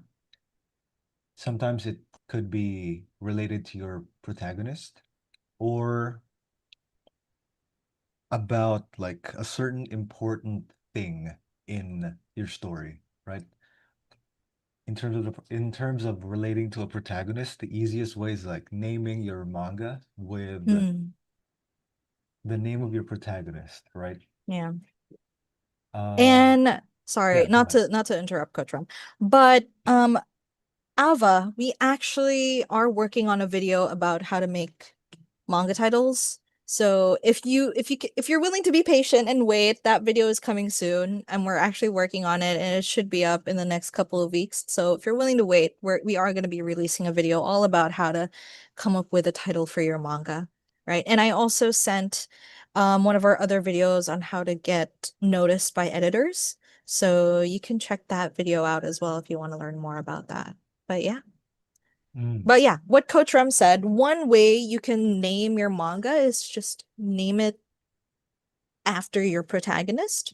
Or it doesn't have to literally be the name of your protagonist. It could just be, okay, who is your protagonist? What is their occupation? Like, what are they like? What are they What trying to get? what are they trying to get? That sort of thing. Everything, the title always links back to the protagonist's plot, the protagonist's journey. So, yeah. Okay. I guess Nadwif and Quixote shares the same question. What's a good paper size for drawing? Like the size? Um, if you're working page by page, like one page equals one sheet, you could go with an A4 manga paper. If you're doing like spreads, like 2 pages in one sheet, you could go B4. Ultimately, since you're drawing traditionally, it would depend on your available scanner, right? So you follow your scanner in the paper size. Destiny asks, is developing a log lines a homework, like the script panels? My work is easy because I use ClickUp. Here's how I keep track of all my tasks. I start my brain. Hmm. Uh, sorry about that. Destiny, about your question, the logline is usually prepared after you have finished the essentials of your story, like a story background, a description of your main character and what happens, like what are they trying to do, um, other important details like setting, motivation, that sort of thing. And you can do it in the beginning if you have a strong idea of what your overall story is going to be, or you can do it at the end when you have finished everything already. But it's most essential in trying to pitch to an editor. Do we have some questions from the YouTube chat? All right. So Nexus asks, where can I get the sign-in link for the next Zoom session? We are going to be announcing the next Zoom session tonight, you guys. So make sure to subscribe to the channel and turn on notifications so that you get the announcement right away. You get notified of the announcement right away as soon as it's up. So yeah, we will be announcing it on our community tab, that where we announce all of our events. So you can check out our community tab. Make sure you're subscribed so you get notified every time we post on the community tab. Or you can also follow us on our socials, Learn to Draw Manga on Instagram. Right? So yes, all of our sessions here on YouTube are free, but we do require you to sign up beforehand because we can only accommodate so many people during the session. So if you want higher chances of getting reviewed and getting feedback, then you need to sign up. All right. So we have another question from Ava. How do you make a chapter long enough? Um, sorry. How do you make a chapter long enough so it's at least 16 to 20 pages while not stuffing it with filler? I hate how much dialogue is in mine sometimes. Mhm. I think for me, what I'm getting is that you're struggling with making your story longer. Is that the thing? And struggling with making your story span 16 to 20 pages. Okay. So honestly, if you want it to be 16 to 20 pages, that's fine. But if the purpose of you trying to make it 16 to 20 pages is for, like, let's say you want to submit this to a competition, to a contest, then yes, you do need to make it hit that page count. Then in that case, I would say You have to focus on spacing out your dialogue a bit if you're struggling, if you hate how much dialogue is in yours sometimes. So I would say allow moments of silence in your manga. Allow moments where there's no dialogue, where you just let the scene speak for itself. And you don't have to have every character talk in every single panel. You don't have to have someone talking in every single panel, especially if this is like a one shot, a 16 to 20 page one shot, right? So for a 16 to 20 page one shot, the plot should be pretty linear. It should pretty much follow one person or two if you can manage it. But I think a great piece of advice that we always get from our mentors is to allow moments of silence and let your scenes speak for themselves. So show, don't tell, right? So it's something that our mentors preach constantly, to show, not tell. So if you're struggling with having too much dialogue in your in your one shot, then space it out. Allow more quiet moments in between your dialogue, like perhaps moments of your character just going through their day to day, not speaking at all, or a reaction shot of your character's expression, no words at all, that sort of thing. We actually call these moments, where silent moments in manga, like where these panels are called ma panels. These are panels that have zero dialogue whatsoever, and they just focus on, let's say, a scenery or a character's reaction or a character's face, or just a scene that's silent in general, right? So these are called ma panels, or moments of ma. Ma in Japanese is it's a Japanese concept. I don't know exactly what the direct translation for ma is, but yeah, that's pretty much it's pretty much moments of silence in manga. Yeah, it allows creators to not just pace their story a bit more, but it also allows readers moments to just digest information properly, right? Without feeling too bombarded or overwhelmed with information for every single panel, right? So yeah, that's something that you could also consider as well.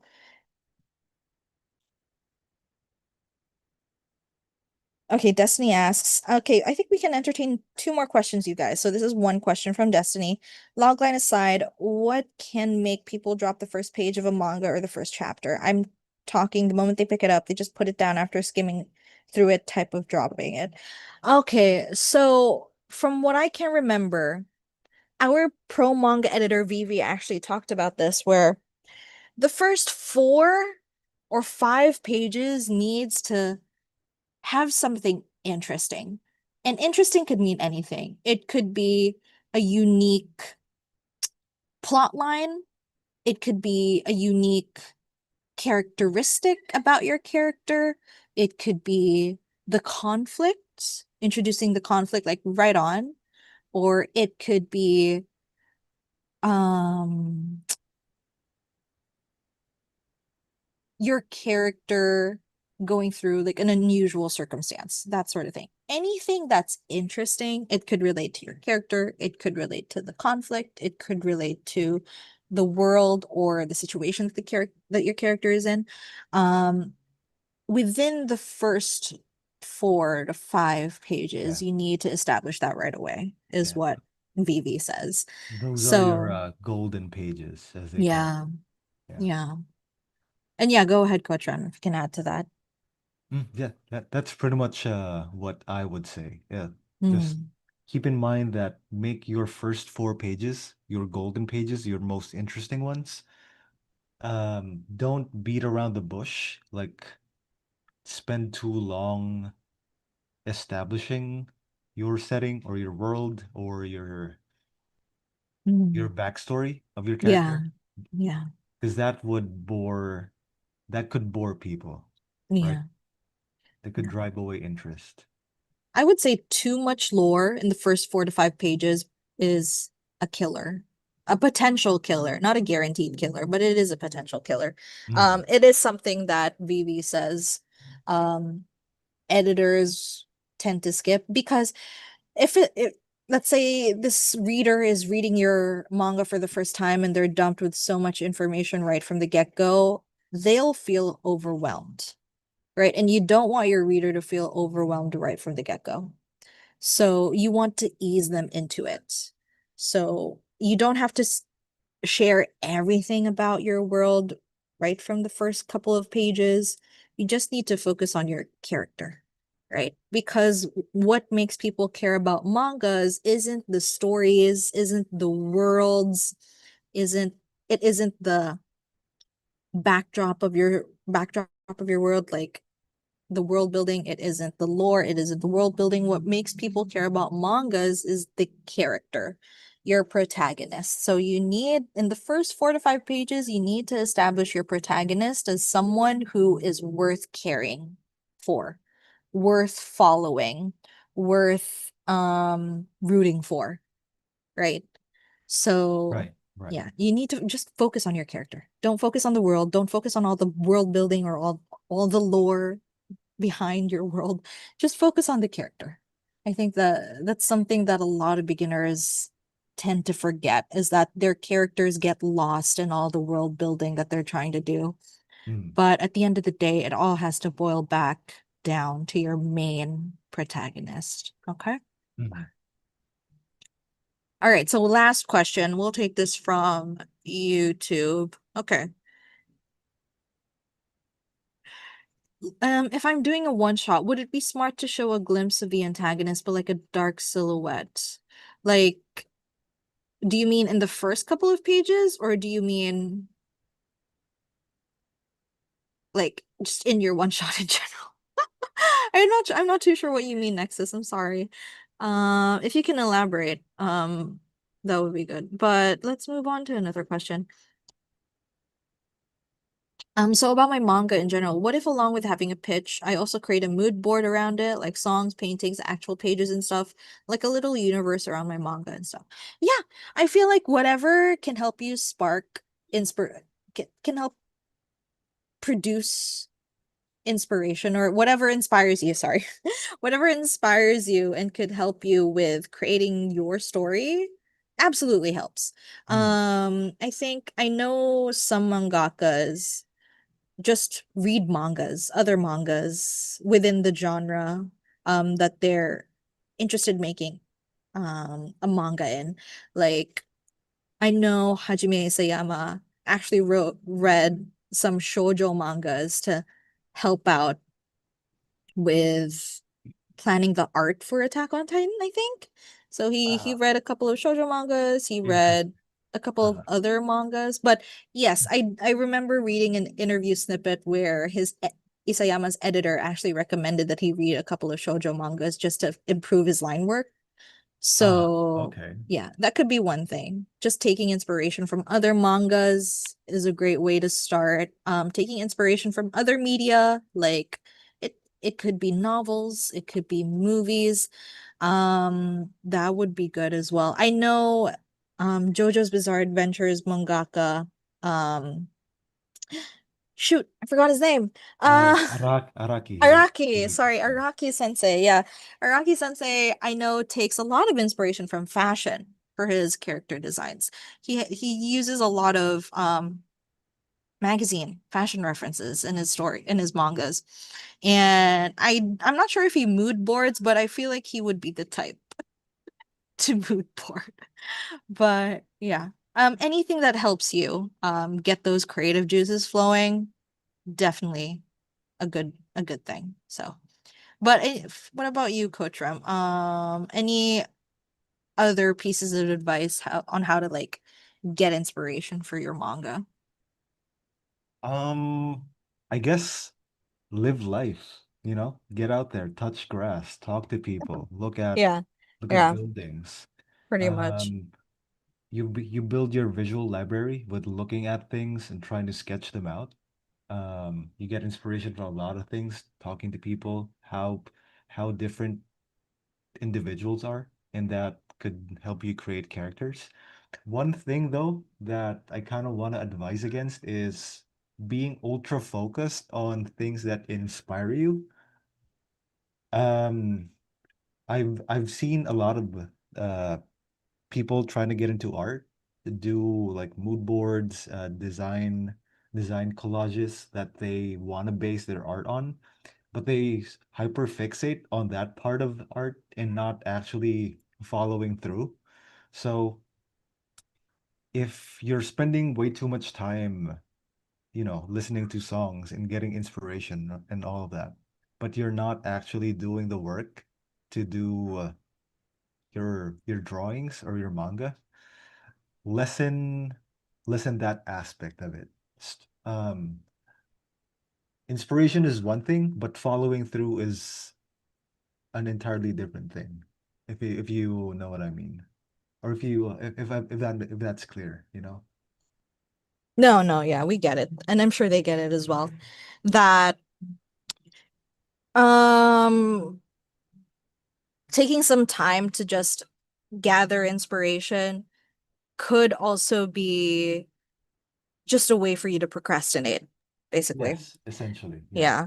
So just don't focus too much and spend like, let's say, months just, oh no, I'm building inspiration. No, I'm trying to find inspiration for like first couple of months now. I think it's you find inspiration as you go through the process, honestly. I feel like the best sort of inspiration comes from when you're actually going through the process of learning and actually working on your manga, because you discover things that you would have never discovered if you were just doing nothing, right? Because as you're working on your manga, you try to look for ways to, oh, how can I improve my line art for this? How can I improve the paneling and the pacing for this? And you start to look up specific things about the manga making process that you never would have thought of if you were just doing nothing and just not making manga at all, right? So I would say try to find inspiration as you're going through the process and not wait, right? So I think that's important. So let inspiration motivate you to actually start and to actually work. That would be that. I think that's okay. That's a good point to end it on. You guys, okay. So that's it for the questions that we have today. Thank you guys so much for joining us. And thank you so much, Coach Rem, for joining us as well. And we want to leave you guys with this question. For those of you guys who are still unsure and you guys made it all the way to the end of this training, right? And if you're still unsure about making any sort of solid progress towards making your manga and you're still stuck and you don't know how to move forward, then try joining our program, right? What's holding you back? I mean, every goal, dream, aspiration is within your reach if you just take that first leap of faith and start to take action and take the risk, right? Because if not now, then when? When will you take that next step? Where will you be tomorrow if you start today, right? Some of our students already started when they joined us like last year, and now just a couple of months later, they've already finished their first one shot. So that could be you if you actually took action, right? So now I challenge you to take that leap. And yeah, hopefully I'll see some of you guys at our next workshop, and hopefully I'll see some of you guys in the program as well.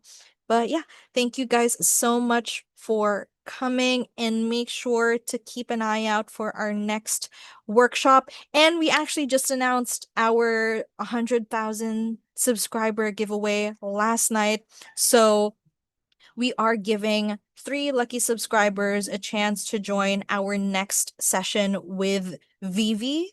Vivi is the pro manga editor with over 10 years of experience in the industry. So if you want to join a session with Vivi and learn directly from Vivi, a pro manga editor, then go join our subscriber giveaway. The mechanics are in our community tab. So yeah, go check out our community tab for this giveaway announcement and how to join, learn how to join there. All right. So yeah, I'll see you guys at our next session, at our next live stream, and I hope you guys have a great rest of your day, everyone. Goodbye. Bye bye. Bye bye. Take Bye, care. everyone. Get some sleep to those late sleepers. Bye Yeah. bye. Bye bye. Bye, everyone.